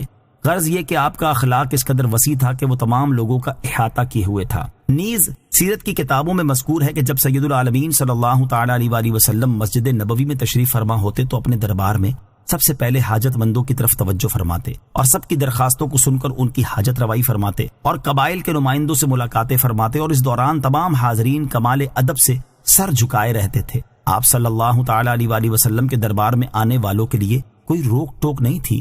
امیر و فقیر، شہری اور دیہاتی، سب قسم کے لوگ حاضر دربار ہوتے اور اپنے اپنے لہجوں میں سوال و جواب کرتے۔ کوئی شخص اگر بولتا تو خواہ وہ کتنا ہی غریب و مسکین کیوں نہ ہو، مگر دوسرا شخص اگرچہ وہ کتنا ہی بڑا امیر کبیر ہو، اس کی بات کاٹ کر بول نہیں سکتا تھا۔ جو لوگ سوال و جواب بے حد سے زیادہ بڑھ جاتے تو آپ علیہ الصلوۃ والسلام کمال حلم سے برداشت فرماتے اور سب کو مسائل اور اسلامی احکام کی تعلیم و تلقین اور واضح و نصیحت فرماتے رہتے۔ حضور پرنور صلی اللہ تعالی علیہ وآلہ وسلم قبائل سے آنے والے وفدوں کے استقبال اور ان کی ملاقات کا خاص طور پر اہتمام فرماتے تھے۔ چنانچہ ہر وفد کے آنے پر آپ علیہ الصلوۃ والسلام نہایت ہی عمدہ پوشاک زیب تن فرما کر کاشانہ اقدس سے نکلتے اور اپنے خصوصی اصحاب رضی اللہ تعالیٰ عنہم کو بھی حکم دیتے تھے کہ بہترین لباس پہن کر آئیں۔ پھر ان مہمانوں کو اچھے سے اچھے مکانوں میں ٹھہراتے اور ان لوگوں کی مہمان نوازی اور خاطر مدارت کا خاص طور پر خیال فرماتے تھے، اور ان مہمانوں سے ملاقات کے لیے مسجد نبوی شریف میں ایک ستون سے ٹیک لگا کر نشست فرماتے۔ پھر ہر ایک وفد سے نہایت ہی خوش روئی اور خندہ پیشانی کے ساتھ گفتگو فرماتے اور ان کی حاجتوں اور حالتوں کو پوری توجہ کے ساتھ سنتے، اور پھر ان کو ضروری عقائد و احکام اسلام کی تعلیم و تلقین بھی فرماتے، اور ہر وفد کو ان کے درجات و مراتب کے لحاظ سے کچھ نہ کچھ نقد یا سامان بھی تحائف اور انعامات کے طور پر عطا فرماتے تھے۔ اللہ تعالیٰ ہمیں لوگوں کو حقیر جاننے اور ان سے حقارت آمیز سلوک کرنے سے بچنے کی توفیق عطا فرمائے، آمین۔ اکڑ کر چلنے کی مذمت۔ آیت میں اکڑ کر چلنے سے منع فرمایا گیا، اس مناسبت سے یہاں اکڑ کر چلنے کی مذمت پر مشتمل 2 احادیث سماعت کیجیے۔ نمبر 1، حضرت عبداللہ ابن عمر رضی اللہ تعالیٰ عنہما سے روایت ہے کہ نبی پاک علیہ الصلوۃ والسلام نے ارشاد فرمایا، جو آدمی اپنے آپ کو بڑا سمجھتا ہے اور اکڑ کر چلتا ہے وہ اللہ تعالیٰ سے اس طرح ملاقات کرے گا کہ وہ اس پر ناراض ہوگا۔ نمبر 2، حضرت عبداللہ ابن عمر رضی اللہ تعالیٰ عنہما سے روایت ہے، حضور اکرم علیہ الصلوۃ والسلام نے ارشاد فرمایا، جب میری امت اکڑ کر چلنے لگے گی اور ایران اور روم کے بادشاہوں کے بیٹے ان کی خدمت کرنے لگیں گے تو اس وقت شریر لوگ اچھے لوگوں پر مسلط کر دیے جائیں گے۔ اللہ تعالیٰ سب مسلمانوں کو اس مذموم فعل سے بچنے کی توفیق عطا فرمائے، آمین۔ وَاقْصِدْ فِي مَشْيِكَ وَاغْضُضْ مِن صَوْتِكَ إِنَّ أَنكَرَ الْأَصْوَاتِ لَصَوْتُ الْحَمِيرِ۔ ترجمہ، اور اپنے چلنے میں درمیانی چال سے چل اور اپنی آواز کچھ پست رکھ، بے شک سب سے بری آواز گدھے کی آواز ہے۔ وَاقْصِدْ فِي مَشْيِكَ، اور اپنے چلنے میں درمیانی چال سے چل۔ حضرت لقمان رضی اللہ تعالیٰ عنہ نصیحت کرتے ہوئے مزید فرمایا، اے میرے بیٹے، جب تم چلنے لگو تو نہ بہت تیز چلو اور نہ بہت سست، کیونکہ یہ دونوں باتیں مذموم ہیں، ایک میں تکبر کی جھلک ہے اور ایک میں چھچھورا پن ہے، بلکہ تم درمیانی چال سے چلو، نیز شور کرنے اور چیخنے چلانے سے احتراز کرو، بے شک سب سے بری آواز گدھے کی آواز ہے۔ مقصود یہ کہ شور مچانا اور آواز بلند کرنا مکروہ و ناپسندیدہ ہے اور اس میں کچھ فضیلت نہیں، جیسے گدھے کی آواز کے بلند ہونے کے باوجود مکروہ اور وحشت انگیز ہے۔ آہستہ چلنے کی فضیلت اور بہت تیز چلنے کی مذمت۔ اطمینان اور وقار کے ساتھ عاجزانہ شان سے زمین پر آہستہ چلنا کامل ایمان والوں کا وصف ہے، جیسا کہ اللہ تعالیٰ ارشاد فرماتا ہے، وَعِبَادُ الرَّحْمَنِ الَّذِينَ يَمْشُونَ عَلَى الْأَرْضِ هَوْنًا۔ ترجمہ، اور رحمان کے وہ بندے جو زمین پر آہستہ چلتے ہیں۔ اور اتنا تیز چلنا جو بھاگنے کے مشابہ ہو، اس کے بارے میں حضرت ابو ہریرہ رضی اللہ تعالیٰ عنہ سے روایت ہے کہ رسول کریم صلی اللہ تعالیٰ علیہ وسلم نے ارشاد فرمایا، تیز چلنا مومن کا وقار کھو دیتا ہے۔ چلنے میں نبی پاک علیہ الصلوۃ والسلام کی سیرت۔ یہاں حضور اقدس علیہ الصلوۃ والسلام کے چلنے سے متعلق 2 صحابہ کرام علیہم رضوان کے اقوال سماعت کیجیے۔ نمبر 1، حضرت علی المرتضیٰ کرم اللہ تعالی وجہ الکریم فرماتے ہیں کہ چلتے وقت حضور اکرم صلی اللہ تعالی علیہ وسلم ذرا جھک کر چلتے اور ایسا معلوم ہوتا کہ گویا آپ کسی بلندی سے اتر رہے ہیں۔ نمبر 2، حضرت ہند بن ابی حالہ رضی اللہ تعالیٰ عنہ فرماتے ہیں حضور پرنور صلی اللہ تعالی علیہ وسلم چلنے میں اطمینان سے قدم اٹھاتے، وقار کے ساتھ جھک کر چلتے، قدم لمبا رکھتے، اور جب آپ چلتے تو یوں محسوس ہوتا کہ گویا آپ اوپر سے نیچے اتر رہے ہوں۔ چلنے کی سنتیں اور آداب۔ آیت کی مناسبت سے یہاں چلنے کی 7 سنتیں اور آداب سماعت کیجیے۔ نمبر 1، جوتا پہن کر چلیں۔ نمبر 2، کوشش کر کے راستے کے کنارے چلیں، درمیان میں نہ چلیں۔ نمبر 3، درمیانی چال چلیں، نہ اتنا تیز کہ لوگوں کی نظریں اٹھیں اور نہ اتنا آہستہ کہ آپ مریض معلوم ہوں۔ نمبر 4، احمقوں اور مغروروں کی طرح گریبان کھول کر سینہ تان کر نہ چلیں بلکہ شریفوں کی طرح چلیں۔ نمبر 5، راستے میں 2 عورتیں کھڑی ہوں یا جا رہی ہوں تو ان کے بیچ میں سے نہ گزریں بلکہ دائیں یا بائیں طرف سے گزر جائیں۔ نمبر 6، بلا ضرورت ادھر ادھر دیکھتے ہوئے نہ چلیں بلکہ بد نگاہی سے بچتے ہوئے نیچی نظریں کر کے چلیں۔ نمبر 7، یہ بھی خیال رکھیے کہ چلتے وقت جوتے کی آواز پیدا نہ ہو۔ سرکار دو عالم صلی اللہ تعالی علیہ وآلہ وسلم کو چلتے وقت جوتوں کی آواز ناپسند تھی، چنانچہ حضرت ابو امامہ رضی اللہ تعالی عنہ فرماتے ہیں حضور اقدس صلی اللہ تعالی علیہ وآلہ وسلم سخت گرمی کے دن بقیع غرقد کی طرف تشریف لے جاتے اور آپ صلی اللہ تعالی علیہ وآلہ وسلم کے پیچھے دوسرے لوگ آتے۔ جب آپ علیہ الصلوۃ والسلام ان کے جوتوں کی آواز سنتے تو یہ بات آپ کو بہت ناگوار معلوم ہوتی۔ آپ علیہ الصلوۃ والسلام بیٹھ جاتے، حتیٰ کہ وہ لوگ آگے نکل جاتے، اور آپ یہ عمل اس لیے فرماتے تاکہ دل میں فخر پیدا نہ ہو۔ ضرورت سے زیادہ بلند آواز سے گفتگو کرنے اور زیادہ باتیں کرنے کی مذمت۔ ضرورت سے زیادہ آواز بلند کر کے اور چلا چلا کر گفتگو کرنا ایک ناپسندیدہ فعل ہے، اور اس کی مذمت بیان کرنے کے لیے یہاں اس کی مثال گدھے کی آواز سے دی گئی ہے۔ اور حضرت ابو امامہ رضی اللہ تعالی عنہ فرماتے ہیں نبی کریم صلی اللہ تعالی علیہ وآلہ وسلم اس بات کو ناپسند فرماتے تھے کہ وہ کسی شخص کو بلند اور سخت آواز سے کلام کرتا ہوا دیکھیں، اور یہ پسند فرماتے تھے کہ وہ اسے نرم آواز سے کلام کرتا ہوا دیکھیں۔ اور بلا ضرورت زیادہ باتیں کرنے والے کے بارے میں حضرت جابر رضی اللہ تعالی عنہ سے روایت ہے سرکار دو عالم صلی اللہ تعالی علیہ وآلہ وسلم نے ارشاد فرمایا، بے شک تم میں سے مجھے سب سے زیادہ محبوب اور قیامت کے دن میرے زیادہ نزدیک وہ لوگ ہوں گے جو تم میں سے زیادہ اچھے اخلاق والے ہوں گے، اور تم میں سے مجھے سب سے زیادہ ناپسند اور قیامت کے دن مجھ سے زیادہ دور ہونے والے وہ لوگ ہوں گے جو زیادہ باتیں کرنے والے، لوگوں سے زبان درازی کرنے والے اور تکبر کرنے والے ہوں گے۔ اللہ تعالی ہمیں ناپسندیدہ گفتگو سے بچنے اور اچھی گفتگو کرنے کی توفیق عطا فرمائے، آمین۔ گفتگو کرنے میں سید المرسلین صلی اللہ تعالی علیہ وآلہ وسلم کی سیرت کی کتابوں میں مذکور ہے کہ حضور پرنور صلی اللہ تعالی علیہ وآلہ وسلم بہت تیزی کے ساتھ جلدی گفتگو نہیں فرماتے تھے، بلکہ نہایت ہی متانت اور سنجیدگی سے ٹھہر کر کلام فرماتے تھے، اور آپ کا کلام اتنا صاف اور واضح ہوتا تھا کہ سننے والے اس کو سمجھ کر یاد کر لیتے تھے، اور اگر کوئی اہم بات ہوتی تو اس جملے کو کبھی 3 مرتبہ فرما دیتے تاکہ سننے والے اس کو اچھی طرح ذہن نشین کر لیں۔ آپ صلی اللہ تعالی علیہ وآلہ وسلم بلا ضرورت گفتگو نہیں فرماتے تھے، بلکہ اکثر خاموش ہی رہتے تھے۔ آپ صلی اللہ تعالی علیہ وآلہ وسلم کو جامع کلمات کا معجزہ عطا کیا گیا تھا کہ مختصر سے جملے میں لمبی چوڑی بات کو بیان فرما دیا کرتے تھے۔ بات چیت کرنے کی سنتیں اور آداب۔ آیت کی مناسبت سے یہاں بات چیت کرنے کی 6 سنتیں اور آداب بھی سماعت کیجیے تاکہ ہمارا چلنا پھرنا بھی اور گفتگو کرنا بھی سنت کے مطابق ہو۔ نمبر 1، مسکرا کر اور خندہ پیشانی سے بات چیت کرنا سنت ہے۔ نمبر 2، چلا کر بات کرنا جیسا کہ آج کل ہمارے یہاں رائج ہے، یہ خلاف سنت ہے۔ نمبر 3، گفتگو کرتے وقت چھوٹوں کے ساتھ شفقت بھرا اور بڑوں کے سامنے ادب والا لہجہ رکھیے، انشاءاللہ عز و جل دونوں کے نزدیک آپ معزز رہیں گے۔ نمبر 4، جب تک دوسرا بات کر رہا ہو تب تک اطمینان سے سنیں اور اس کی بات کاٹ کر اپنی بات شروع نہ کر دیں۔ نمبر 5، بلا ضرورت زیادہ باتیں نہ کریں اور نہ ہی دوران گفتگو زیادہ کہکہے لگائیں کہ زیادہ باتیں کرنے اور کہکہا لگانے سے وقار مجروح ہوتا ہے۔ نمبر 6، دوران گفتگو ایک دوسرے کے ہاتھ پر تالی دینا ٹھیک نہیں ہے کہ یہ معزز و مہذب لوگوں کے طریقے کے خلاف ہے۔ اللہ عز و جل سے دعا ہے کہ ہمیں سنت کے مطابق گفتگو کرنے کی توفیق عطا فرمائے۔ اولاد کی تربیت میں قابل لحاظ امور۔ حضرت لقمان رضی اللہ تعالیٰ عنہ کی اپنے بیٹے کو کی جانے والی جو نصیحتیں یہاں ذکر ہوئی، ان سے معلوم ہوا کہ اولاد کی تربیت کرنے کے معاملے میں والدین کو ان 4 امور کا بطور خاص لحاظ کرنا چاہیے۔ نمبر 1، ان کے عقائد کی اصلاح پر توجہ دینی چاہیے۔ نمبر 2، ان کے ظاہری اعمال درست کرنے کی طرف متوجہ ہونا چاہیے۔ نمبر 3، ان کے باطن کی اصلاح اور درستی کی جانب توجہ کرنی چاہیے۔ نمبر 4، ان کی اخلاقیات بہتر بنانے کی کوشش کرنی چاہیے۔ یہ چاروں چیزیں دنیا اور آخرت کے اعتبار سے انتہائی اہم ہیں۔ جیسے عقائد کی درستی دنیا میں بلاؤں اور مصیبتوں سے نجات کا سبب ہے، اور عقائد کا بگاڑ آفتوں، مصیبتوں اور بلاؤں کے نازل ہونے کا ذریعہ ہے، اور عقائد کی درستی آخرت میں اللہ تعالیٰ کی رحمت حاصل ہونے، جنت میں داخلہ نصیب ہونے کا مضبوط ذریعہ ہے، اور جس کے عقائد درست نہ ہوئے اور گمراہی کی حالت میں مر گیا تو وہ جہنم میں جانے کا مستحق ہو گیا، اور جو کفر کی حالت میں مر گیا وہ تو ضرور ہمیشہ کے لیے جہنم کی سزا پائے گا۔ اسی طرح ظاہری اور باطنی اعمال صحیح ہوں گے تو دنیا میں نیک نامی اور عزت و شہرت کا ذریعہ ہیں، اور آخرت میں جنت میں جانے کا وسیلہ ہیں، اور اگر درست نہ ہوں گے تو دنیا میں ذلت و رسوائی کا سامان ہیں، اور آخرت میں جہنم میں جانے کا ذریعہ ہیں۔ یوں ہی اخلاق اچھے ہوں گے تو معاشرے میں قدر کی نگاہ سے دیکھا جائے اور لوگ اس کی عزت کریں گے، جبکہ برے اخلاق ہونے کی صورت میں معاشرے میں اس کا جو وقار گرے گا اور بے عزتی ہوگی وہ تو اپنی جگہ الٹا والدین کی بدنامی اور رسوائی کا سبب ہوگا، اور اچھے اخلاق آخرت میں اللہ تعالیٰ کی رضا اور خوشنودی کا باعث ہیں، جبکہ برے اخلاق اللہ تعالیٰ کی ناراضی اور لوگوں کی طرف سے اپنے حقوق کے مطالبات کا سامان ہیں۔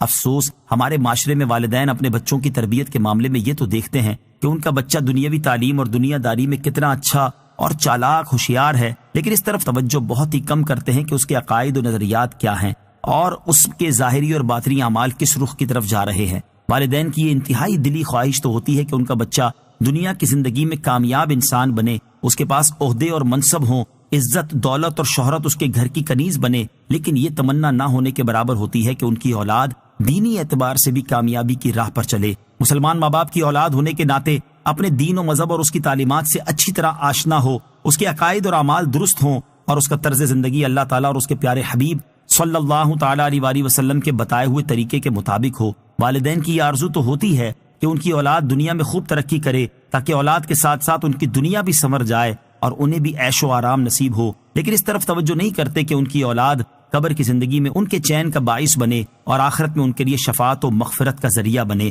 جو لوگ صرف اپنی دنیا سنوارنا چاہتے ہیں اور ان کا مقصد صرف دنیا کی زیب و زینت اور اس کی آسائشوں کا حصول ہے، ان کے لیے اس آیت میں بڑی عبرت اور نصیحت موجود ہے۔ چنانچہ اللہ تعالیٰ ارشاد فرماتا ہے، من كان يريد الحياة الدنيا وزينتها نوفي إليهم أعمالهم فيها وهم فيها لا يبخسون أولئك الذين ليس لهم في الآخرة إلا النار وحبط ما صنعوا فيها وباطل ما كانوا يعملون۔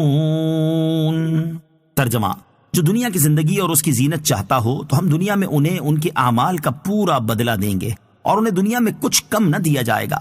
یہ وہ لوگ ہیں جن کے لیے آخرت میں آگ کے سوا کچھ نہیں، اور دنیا میں جو کچھ انہوں نے کیا وہ سب برباد ہو گیا اور ان کے اعمال باطل ہیں۔ اور ارشاد فرماتا ہے، من كان يريد العاجلة عجلنا له فيها ما نشاء لمن نريد ثم جعلنا له جهنم يصلاها مذموما مدحورا ومن أراد الآخرة وسعى لها سعيها وهو مؤمن فأولئك كان سعيهم مشكورا۔ ترجمہ، جو جلدی والی دنیا چاہتا ہے تو ہم جسے چاہتے ہیں اس کے لیے دنیا میں جو چاہتے ہیں جلد دے دیتے ہیں، پھر ہم نے اس کے لیے جہنم بنا رکھی ہے جس میں وہ مذموم مردود ہو کر داخل ہوگا، اور جو آخرت چاہتا ہے اور اس کے لیے ایسی کوشش کرتا ہے جیسی کرنی چاہیے اور وہ ایمان والا بھی ہو تو یہی وہ لوگ ہیں جن کی کوشش کی قدر کی جائے گی۔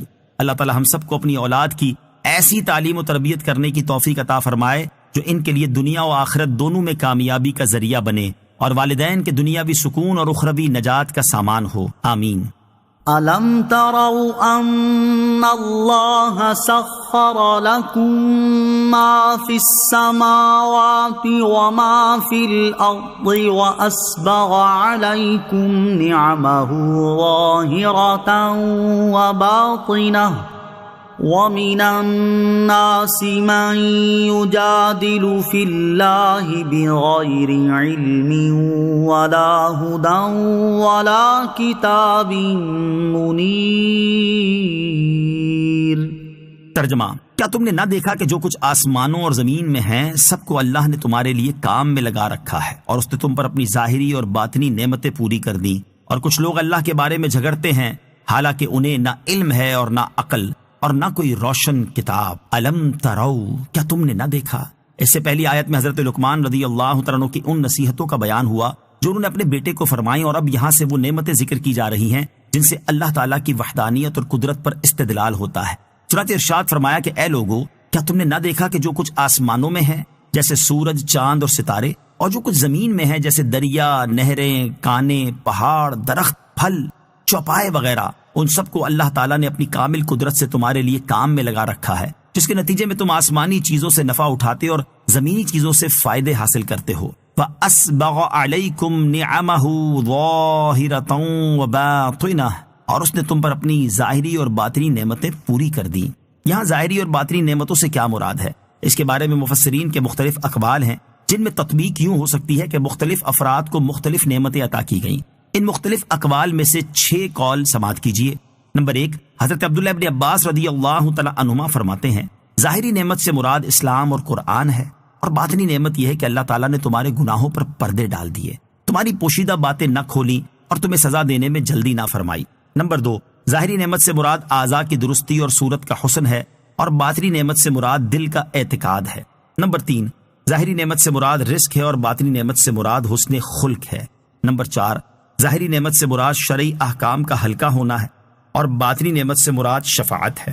نمبر 5، ظاہری نعمت سے مراد اسلام کا غلبہ اور دشمنوں پر فتح یاب ہونا ہے، اور باطنی نعمت سے مراد فرشتوں کا امداد کے لیے آنا ہے۔ نمبر 6، ظاہری نعمت سے مراد رسول کریم علیہ الصلوۃ والسلام کی پیروی ہے، اور باطنی نعمت سے مراد ان کی محبت ہے۔ یہ تو چند نعمتیں ہیں، ورنہ اللہ تعالیٰ کی نعمتیں تو اتنی کثیر ہیں کہ انہیں شمار ہی نہیں کیا جا سکتا، جیسا کہ اللہ تعالیٰ ارشاد فرماتا ہے، وَآتَاكُم مِّن كُلِّ مَا سَأَلْتُمُوهُ وَإِن تَعُدُّوا نِعْمَةَ اللَّهِ لَا تُحْصُوهَا۔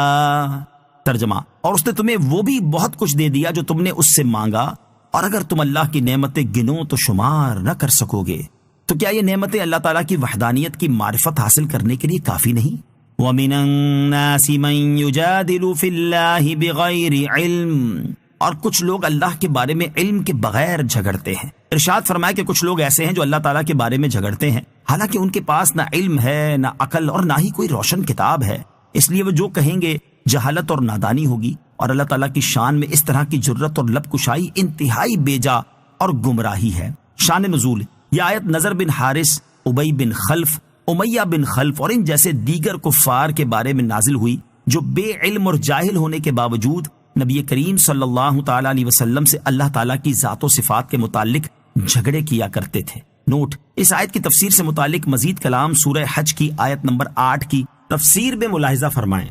یہاں جو بات نہایت اہم ہے وہ یہ ہے کہ عقائد میں کلام کرنے کو لوگوں نے بہت آسان سمجھ رکھا ہے، اور اگر عوام میں بیٹھ کر دیکھیں تو پتہ چلتا ہے کہ میڈیا کی وجہ سے لوگوں نے جیسے سیاست و ریاست کے ہر مسئلے پر کلام کرنے کو اپنا حق سمجھ لیا ہے، اسی طرح دین، اسلام، قرآن، ایمان، آخرت اور خدا کے بارے میں بھی بے سوچے سمجھے بس اپنے دماغ میں اپنی کوئی من پسند یا سنی سنائی بات بٹھا کر کلام کر لینے کو آسان سمجھ لیا ہے۔ یہ نہایت خطرناک روش ہے۔ سیاست وغیرہ میں لوگ مختلف نقطہ ہائے نظر رکھ سکتے ہیں، لیکن عقائد اور دین کا معاملہ ایسا نہیں ہے۔ وہاں متعین طور پر وہی عقیدہ رکھنا فرض ہے جو قرآن و حدیث میں آیا ہے اور جسے امت مسلمہ نے اپنایا ہے۔ اس لیے ایمان کی حفاظت اسی میں ہے کہ عقیدے کے معاملے میں کوئی بھی شخص اپنی ذاتی رائے ہرگز نہ دے، بلکہ کوئی بات ہو تو فوراً یہی کہے کہ میرا عقیدہ وہی ہے جو قرآن و حدیث میں بیان ہوا، اور میں اپنی رائے سے نہ کوئی بات کہنا چاہتا ہوں اور نہ امت مسلمہ سے ہٹ کر کسی کی رائے سننا چاہتا ہوں۔ علماء اور مفتیان کرام سے مسائل پوچھنے والوں کو نصیحت۔ اس آیت سے معلوم ہوا کہ علم کے بغیر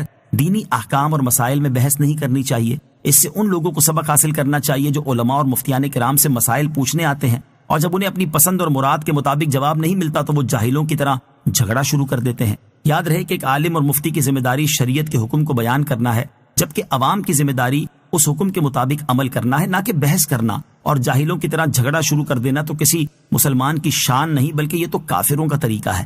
لہٰذا اس سے ہر مسلمان کو بچنا چاہیے۔ وَإِذَا قِيلَ لَهُمُ اتَّبِعُوا مَا أَنزَلَ اللَّهُ قَالُوا بَلْ نَتَّبِعُ مَا وَجَدْنَا عَلَيْهِ آبَاءَنَا أَوَلَوْ كَانَ الشَّيْطَانُ يَدْعُوهُمْ إِلَى عَذَابِ السَّعِيرِ۔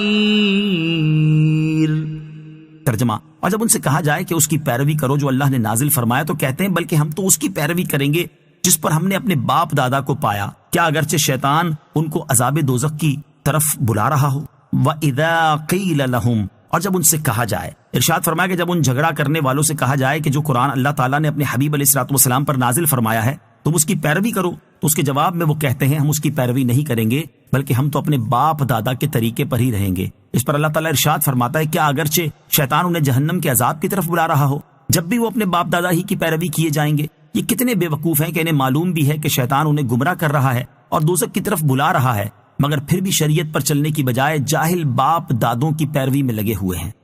وَمَن يُسْلِمْ وَجْهَهُ إِلَى اللَّهِ وَهُوَ مُحْسِنٌ فَقَدِ اسْتَمْسَكَ بِالْعُرْوَةِ الْوُثْقَى وَإِلَى اللَّهِ عَاقِبَةُ الْأُمُورِ۔ ترجمہ، تو جو اپنا منہ اللہ کی طرف جھکا دے اور وہ نیک ہو تو بے شک اس نے مضبوط سہارا تھام لیا اور سب کاموں کا انجام اللہ ہی کی طرف ہے۔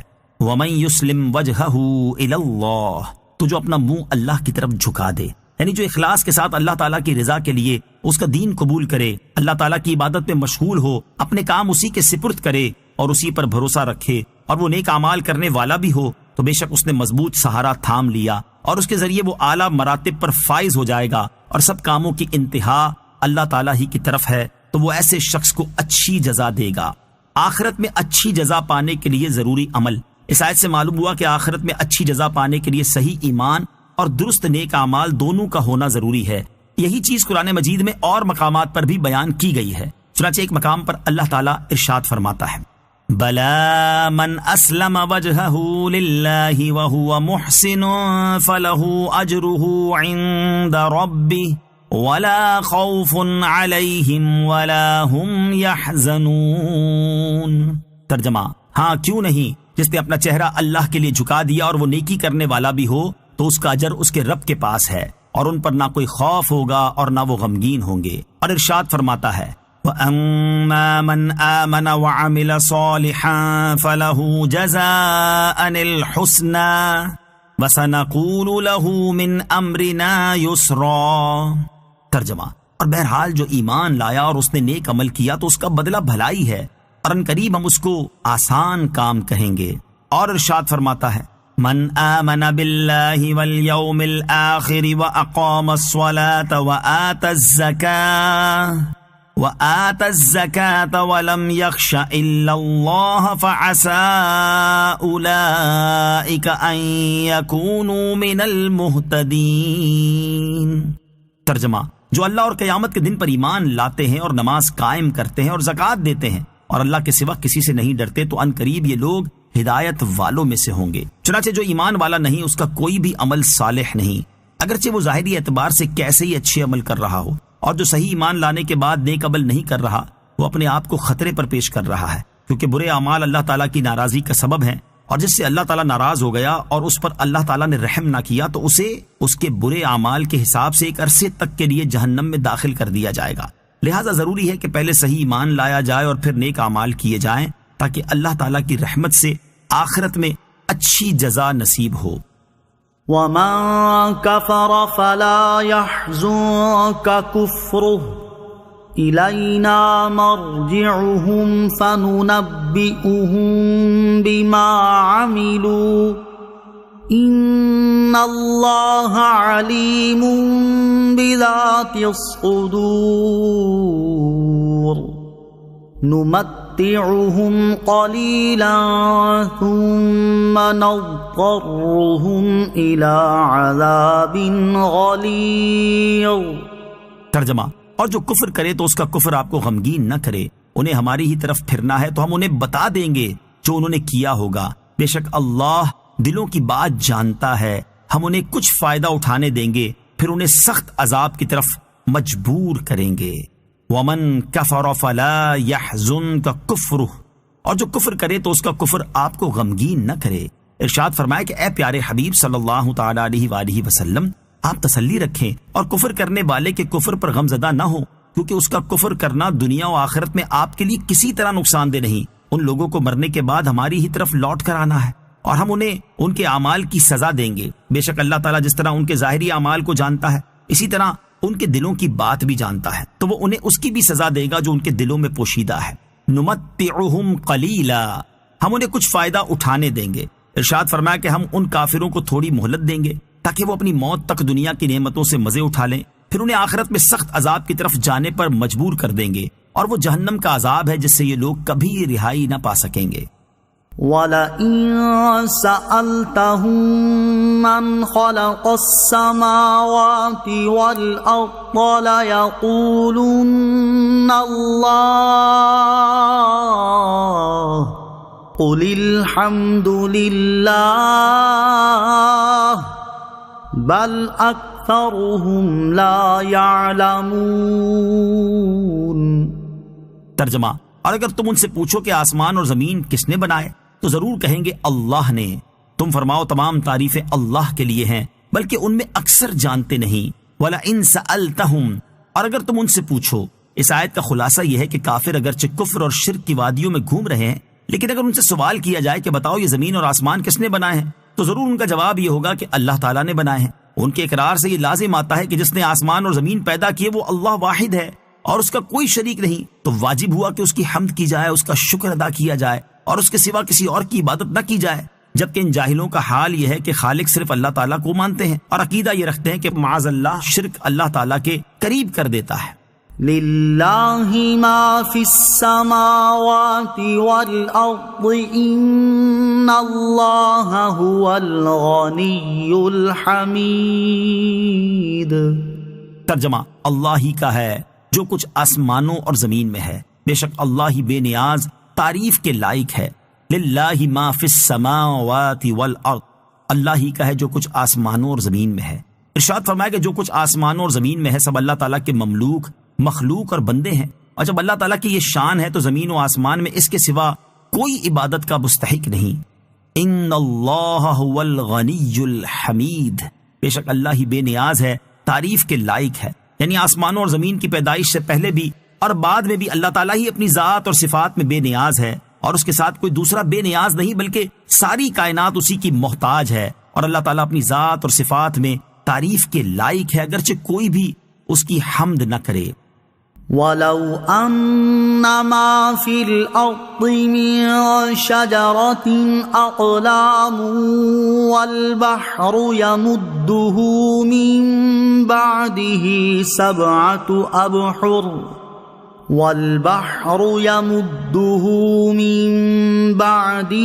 سَبْعَةُ أَبْحُرٍ مَا نَفِدَتْ كَلِمَاتُ اللَّهِ إِنَّ اللَّهَ عَزِيزٌ حَكِيمٌ۔ ترجمہ، اور زمین میں جتنے درخت ہیں اگر وہ سب کلمے بن جاتے اور سمندر ان کی سیاہی، پھر اس کے بعد اس پہلی سیاہی کو 7 سمندر مزید بڑھا دیتے تو بھی اللہ کی باتیں ختم نہ ہوتی۔ بے شک اللہ عزت والا، حکمت والا ہے۔ وَلَوْ أَنَّ مَا فِي الْأَرْضِ مِن شَجَرَةٍ أَقْلَامٌ، اور زمین میں جتنے درخت ہیں اگر وہ سب کلمے بن جاتے۔ اس آیت میں اللہ تعالیٰ نے ایک مثال کے ذریعے اپنی عظمت کا بیان فرمایا، اور وہ یہ ہے کہ اگر ساری زمین میں موجود تمام درختوں کی کلمے بنا دی جائیں جو خربوں سے بھی خربوں گنا زیادہ ہوں گی، اور لکھنے کے لیے سمندر بلکہ 7 سمندروں کو سیاہی بنا لیا جائے، اور ان کلموں اور سیاہی کے ذریعے اللہ تعالیٰ کی عظمت مثلا علم، قدرت، صفات کو لکھا جائے تو سارے قلم اور سمندر ختم ہو جائیں، لیکن عظمت الہی کے کلمات ختم نہ ہوں، کیونکہ سمندر 7 ہوں یا کروڑوں جتنے بھی ہوں بہرحال محدود ہیں اور ان کی کوئی نہ کوئی انتہا ہے، جبکہ اللہ تعالیٰ کی عظمت کی کوئی انتہا نہیں، تو متناہی چیز غیر متناہی کا احاطہ کر ہی نہیں سکتی۔ اس آیت کے شان نزول کے بارے میں مفسرین کے مختلف اقوال ہیں، ان میں سے 2 قول سماعت کیجیے۔ نمبر 1، جب تاجدار رسالت صلی اللہ تعالی علیہ وسلم ہجرت کر کے مدینہ طیبہ تشریف لائے تو یہودیوں کے علماء نے آپ علیہ الصلوۃ والسلام کی خدمت میں حاضر ہو کر کہا، ہم نے سنا ہے کہ آپ فرماتے ہیں وَمَا أُوتِيتُم مِّنَ الْعِلْمِ إِلَّا قَلِيلًا، یعنی تمہیں تھوڑا علم دیا گیا ہے۔ تو اس سے آپ کی مراد ہم لوگ ہیں یا صرف آپ کی قوم؟ ارشاد فرمایا سب مراد ہیں۔ انہوں نے کہا کہ آپ کی کتاب میں یہ نہیں کہ ہمیں توریت دی گئی ہے اور اس میں ہر چیز کا علم ہے؟ نبی پاک علیہ الصلوۃ والسلام نے ارشاد فرمایا ہر چیز کا علم بھی اللہ تعالیٰ کے علم کے سامنے قلیل ہے، اور تمہیں تو اللہ تعالیٰ نے اتنا علم دیا ہے کہ اگر اس پر عمل کرو تو نفع پاؤ گے۔ انہوں نے کہا آپ کیسے یہ خیال فرماتے ہیں، حالانکہ آپ کا قول تو یہ ہے کہ جسے حکمت دی گئی اسے خیر کثیر دی گئی، تو قلیل علم اور کثیر خیر کس طرح جمع ہو سکتے ہیں؟ اس پر یہ آیت کریمہ نازل ہوئی۔ اس صورت یہ آیت مدنی ہوگی۔ نمبر 2، یہودیوں نے قریش سے کہا تھا کہ مکے میں جا کر رسول کریم علیہ الصلوۃ والسلام سے اس طرح کا کلام کریں، ما خلقكم ولا بعثكم إلا كنفس واحدة إن الله سميع بصير۔ ترجمہ، تم سب کا پیدا کرنا اور قیامت میں اٹھانا ایسا ہی ہے جیسا ایک جان کا، بے شک اللہ سننے والا دیکھنے والا ہے۔ ما خلقكم ولا بعثكم الا كنفس واحدہ، تم سب کا پیدا کرنا اور قیامت میں اٹھانا ایسا ہی ہے جیسا ایک جان کا۔ اس سے پہلی آیات میں اللہ تعالیٰ نے اپنی قدرت اور علم کے کمال کو بیان فرمایا، اور اب یہاں سے قیامت کے دن دوبارہ زندہ کیے جانے سے متعلق کفار مکہ کو سمجھایا جا رہا ہے۔ چنانچہ ارشاد فرمایا کہ اے اہل مکہ، تم سب کو پیدا کرنا اور قیامت کے دن دوبارہ زندہ کر کے اٹھانا اللہ تعالیٰ کے لیے ایک جان کو پیدا کرنے کے برابر ہے۔ یہ اللہ تعالیٰ پر کچھ دشوار نہیں، کیونکہ اس کی قدرت تو یہاں تک ہے کہ اگر وہ چاہے تو ایک لفظ کن فرما کر سب کو پیدا کر دے۔ بے شک اللہ تعالیٰ تمہارے اقوال کو سننے والا اور تمہارے افعال کو دیکھنے والا ہے، تو وہ تمہیں تمہاری باتوں اور عملوں کا بدلہ دے گا۔ اس آیت کا شان نزول یہ ہے کہ ابی بن خلف اور کفار مکہ کی ایک جماعت نے حضور اقدس صلی اللہ تعالیٰ علیہ وسلم کی بارگاہ میں حاضر ہو کر کہا، بے شک اللہ تعالیٰ نے مختلف مراحل سے گزار کر ہمیں پیدا فرمایا، جیسے پہلے ہم نطفے کی شکل میں تھے، پھر جمع ہوا خون بنے، پھر گوشت کا ٹکڑا بنے، پھر ہماری ہڈیاں اور اعضاء وغیرہ بنے۔ تخلیق کے ان مراحل کو جاننے کے باوجود آپ یہ کہتے ہیں کہ ہم سب کو ایک ہی گھڑی میں نئے سرے سے پیدا کر کے اٹھایا جائے گا۔ اس پر یہ آیت نازل ہوئی، اور اس میں گویا کہ فرمایا گیا یہاں بہت آہستگی سے پیدا فرمانا دوسری حکمتوں سے ہے، نہ کہ رب تعالیٰ کی مجبوری کی بنا پر، اور وہاں ایک دم پیدا فرمانے میں اپنی قدرت کاملہ کا اظہار ہوگا، لہذا غائب کو حاضر پر قیاس نہ کرو۔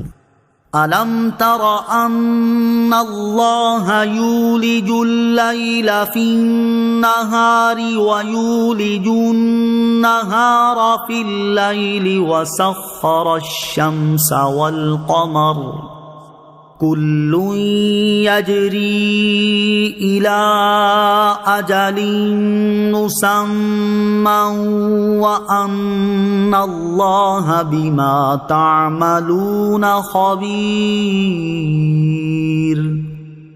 ذَلِكَ بِأَنَّ اللَّهَ هُوَ الْحَقُّ وَأَنَّ مَا يَدْعُونَ مِن دُونِهِ الْبَاطِلُ وَأَنَّ اللَّهَ هُوَ الْعَلِيُّ الْكَبِيرُ۔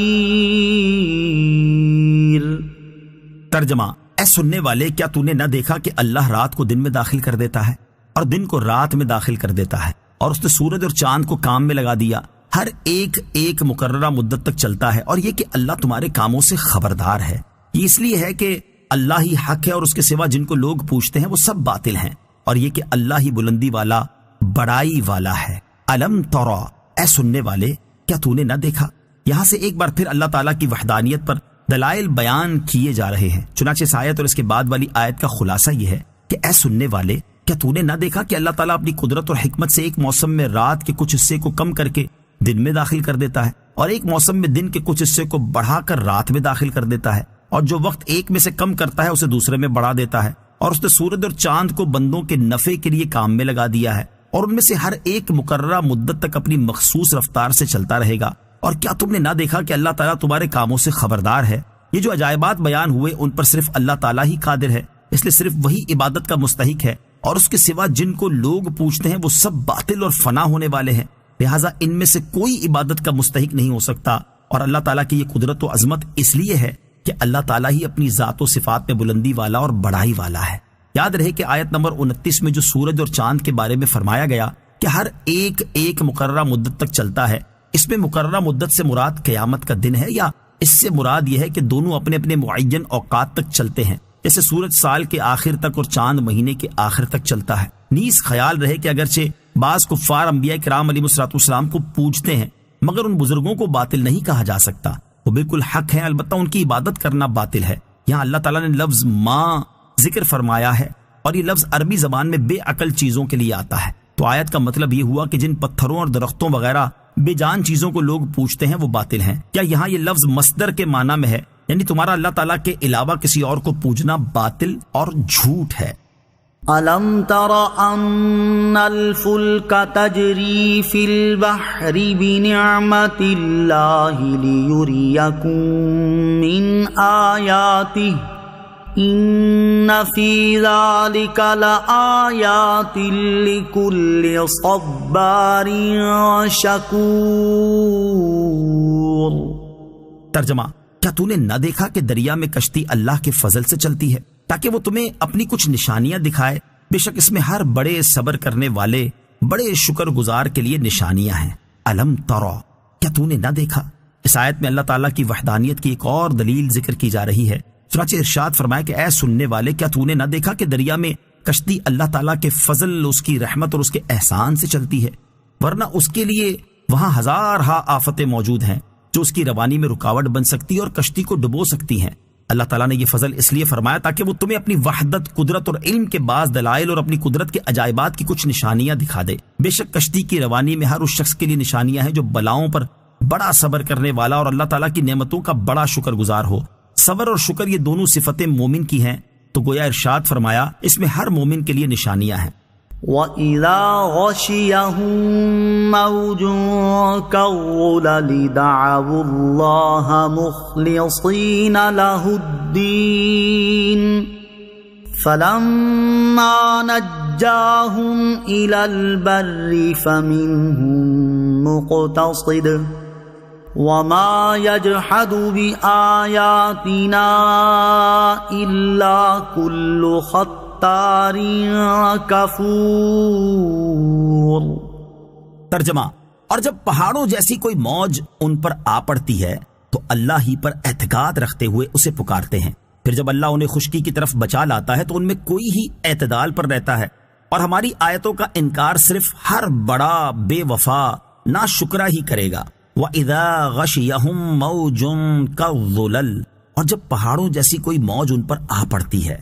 ارشاد فرمایا کہ جب کفار کو سمندری سفر کے دوران پہاڑوں جیسی موجیں نیست و نابود کرنے لگتی ہیں تو وہ اپنے معبودوں کو چھوڑ کر اللہ وحدہ لا شریک کو پکارتے، اس کی بارگاہ میں گریہ وزاری کرتے اور اسی سے دعا و التجا کرنے لگتے ہیں، اور اس وقت اللہ تعالیٰ کے علاوہ ہر ایک کو بھول جاتے ہیں، اور جب اللہ تعالیٰ کی شان کریمی سے صحیح سلامت ساحل پر پہنچ جاتے تو ان میں سے چند ایک ہی اپنے ایمان اور اخلاص پر قائم رہتے ہیں، ورنہ اکثریت پھر کفر کی طرف لوٹ جاتی ہے۔ کہا گیا ہے کہ یہ آیت اکرمہ بن ابو جہل کے بارے میں نازل ہوئی۔ جس سال مکہ مکرمہ فتح ہوا تو وہ سمندر کی طرف بھاگ گیا، وہاں مخالف ہوا نے گھیرا اور خطرے میں پڑ گئے، تو اکرمہ نے کہا اگر اللہ تعالیٰ ہمیں اس خطرے سے نجات دے تو میں ضرور دو عالم کے سردار محمد مصطفیٰ صلی اللہ تعالی علیہ وسلم کی خدمت میں حاضر ہو کر ان کے ہاتھ میں ہاتھ دے دوں گا اور ان کی اطاعت کروں گا۔ اللہ تعالیٰ نے کرم کیا اور ہوا ٹھہر گئی۔ اکرمہ مکہ مکرمہ کی طرف آ گئے اور اسلام لائے، اور بڑا اخلاص والا اسلام لائے، تو یہ اعتدال پر رہنے والے تھے، اور ان میں سے بعض ایسے تھے جنہوں نے عہد پورا نہ کیا۔ ان کے بارے میں اگلے جملے میں ارشاد ہوتا ہے کہ اور ہماری آیتوں کا انکار صرف ہر بڑا بے وفا ناشکرا ہی کرے گا۔ اس سے معلوم ہوا کہ صرف مصیبت میں اللہ تعالیٰ کو یاد کرنا اور آرام میں بھول جانا کافروں کا عمل ہے۔ اس سے ہر مسلمان کو بچنا چاہیے، کیونکہ مومن کی شان یہ ہے کہ وہ ہر حال میں اللہ تعالیٰ کو یاد کرتا ہے۔ یا ایھا الناس اتقوا ربکم واخشوا یوما لا یجزی والد عن ولده ولا مولود هو جاز عن والده شیئا ان وعد اللہ حق فلا تغرنکم الحیاۃ الدنیا ولا يغرنكم بالله الغرور۔ ترجمہ: اے لوگو، اپنے رب سے ڈرو اور اس دن کا خوف کرو جس میں کوئی باپ اپنی اولاد کے کام نہ آئے گا اور نہ کوئی بچہ اپنے باپ کو کچھ نفع دینے والا ہوگا۔ بے شک اللہ کا وعدہ سچا ہے، تو دنیا کی زندگی ہرگز تمہیں دھوکہ نہ دے اور ہرگز بڑا دھوکہ دینے والا تمہیں اللہ کے علم پر دھوکے میں نہ ڈالے۔ یا ایھا الناس اتقوا ربکم، اے لوگو اپنے رب سے ڈرو، یعنی اے اہل مکہ اپنے رب عز و جل سے ڈرو اور قیامت کے دن سے خوف کرو جس دن ہر انسان نفسی نفسی کہتا ہوگا اور باپ بیٹے کے اور بیٹا باپ کے کام نہ آ سکے گا۔ نہ کافروں کی مسلمان اولاد انہیں فائدہ پہنچا سکے گی، نہ مسلمان ماں باپ کافر اولاد کو۔ بے شک اللہ تعالیٰ کا وعدہ سچا ہے اور ایسا دن ضرور آنا اور دوبارہ زندہ کیے جانے، اعمال کا حساب لیے جانے اور ان کی جزا دیے جانے کا وعدہ ضرور پورا ہونا ہے۔ تو دنیا کی زندگی جس کی تمام نعمتیں اور لذتیں فانی ہیں، وہ تمہیں ہرگز دھوکہ نہ دیں کہ ان نعمتوں اور لذتوں کے شیفتہ ہو کر ایمان کی نعمت سے محروم رہ جاؤ، اور ہرگز بڑا دھوکہ دینے والا شیطان دور دراز کی امیدوں میں ڈال کر تمہیں اللہ تعالیٰ کے علم پر دھوکے میں نہ ڈالے اور تمہیں گناہوں میں مبتلا نہ کر دے۔ اس آیت میں یہودیوں اور عیسائیوں کے باطل عقائد کا بھی رد ہے کہ یہودی کہتے تھے ہم پیغمبروں کی اولاد ہیں اس لیے ہمیں کوئی عذاب نہ دیا جائے گا، جبکہ عیسائی یہ کہتے تھے حضرت عیسیٰ علیہ السلام نے ہم سب کی طرف سے کفارہ ادا کر دیا ہے اس لیے ہمیں بھی کچھ نہیں ہوگا۔ انہیں یاد رکھنا چاہیے کہ عقیدے کی درستی کے بغیر کوئی کسی کو نفع نہ دے سکے گا۔ ہاں عقیدہ درست ہوا تو نیک دوست، نیک والدین، نیک اولاد سب کی طرف سے فائدہ متوقع ہے۔ ان اللہ عنده علم الساعة وينزل الغيث ويعلم ما في الارحام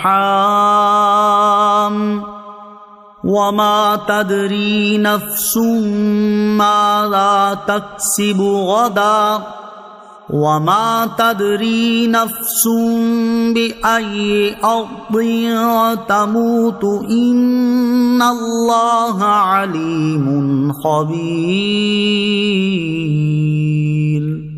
ترجمہ: بے شک قیامت کا علم اللہ ہی کے پاس ہے اور وہ بارش اتارتا ہے اور جانتا ہے جو کچھ ماؤں کے پیٹ میں ہے، اور کوئی شخص نہیں جانتا کہ وہ کل کیا کمائے گا اور کوئی شخص نہیں جانتا کہ وہ کس زمین میں مرے گا۔ بے شک اللہ علم والا خبردار ہے۔ ان اللہ عنده علم الساعہ، بے شک قیامت کا علم اللہ ہی کے پاس ہے۔ شان نزول: یہ آیت حارث بن عمر کے بارے میں نازل ہوئی جس نے نبی کریم صلی اللہ تعالی علیہ وآلہ وسلم کی خدمت میں حاضر ہو کر قیامت کا وقت دریافت کیا تھا اور یہ کہا تھا کہ میں نے کھیتی بوئی ہے، مجھے خبر دیجئے کہ بارش کب آئے گی، اور میری عورت حاملہ ہے، مجھے بتائیے کہ اس کے پیٹ میں کیا ہے، لڑکا یا لڑکی۔ نیز یہ تو مجھے معلوم ہے کہ کل میں نے کیا کیا، البتہ مجھے یہ بتائیے کہ آئندہ کل کو میں کیا کروں گا۔ نیز میں یہ بھی جانتا ہوں کہ میں کہاں پیدا ہوا، لیکن مجھے یہ بتائیے کہ میں کہاں مروں گا۔ اس کے جواب میں یہ آیت کریمہ نازل ہوئی۔ آیت ان اللہ عنده علم الساعہ سے متعلق اہم کلام۔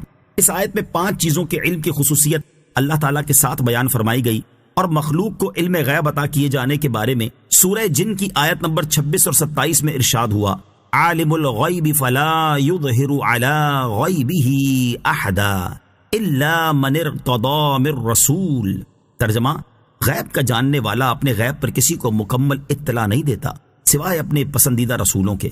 اس آیت سے معلوم ہوا کہ علم غیب آیت میں مذکور 5 چیزوں سے متعلق ہو یا کسی اور چیز کے بارے میں ذاتی طور پر اللہ تعالیٰ ہی جانتا ہے، جبکہ اللہ تعالیٰ کے بتا دینے سے مخلوق بھی غیب جان سکتی ہے۔ خلاصہ یہ کہ ذاتی علم غیب اللہ تعالیٰ کے ساتھ خاص ہے، اور انبیاء کرام علیہ السلام اور اولیاء العظام رحمت اللہ تعالیٰ علیہم کو غیب کا علم اللہ تعالیٰ کے بتانے سے معجزہ اور کرامت کے طور پر عطا ہوتا ہے۔ یہ اس اختصاص کے منافی نہیں جو آیت میں بیان ہوا، بلکہ اس پر کثیر آیتیں اور حدیثیں دلالت کرتی ہیں۔ بارش کا وقت اور حمل میں کیا ہے اور کل کو کیا کرے گا اور کہاں مرے گا، ان امور کی خبریں انبیاء کرام علیہ السلام اور اولیاء العظام رحمت اللہ تعالیٰ علیہم نے بکثرت دی ہیں اور قرآن و حدیث سے ثابت ہیں۔ جیسے حضرت ابراہیم علیہ السلام کو فرشتوں نے حضرت اسحاق علیہ السلام کے پیدا ہونے کی، اور حضرت زکریا علیہ السلام کو حضرت یحییٰ کے پیدا ہونے کی، اور حضرت مریم رضی اللہ تعالی عنہا کو حضرت عیسیٰ علیہ السلام کے پیدا ہونے کی خبریں دی، تو ان فرشتوں کو بھی پہلے سے معلوم تھا کہ ان حملوں یعنی حمل کی جمع میں کیا ہے، اور ان حضرات کو بھی جنہیں فرشتوں نے اطلاعیں دی تھیں، اور ان سب کا جاننا قرآن کریم سے ثابت ہے۔ تو اس آیت کے معنی قطعاً یہی ہیں کہ اللہ تعالیٰ کے بتائے بغیر کوئی نہیں جانتا۔ اس کے یہ معنی مراد لینا کہ اللہ تعالیٰ کے بتانے سے بھی کوئی نہیں جانتا، محض باطل اور صدحہ آیات و احادیث کے خلاف ہے۔ نوٹ: اس آیت اور اس جیسی دیگر آیات سے متعلق تفصیلی معلومات حاصل کرنے کے لیے فتاوی رضویہ کی 26ویں جلد میں موجود اعلیٰ حضرت امام احمد رضا خان رحمۃ اللہ تعالی علیہ کا رسالہ الصمصام علی مشکک فی آیت علوم الارحام، یعنی علوم ارحام سے تعلق رکھنے والی آیتوں سے متعلق کلام کا مطالعہ فرمائیں۔ آمنت باللہ صدق اللہ العظیم۔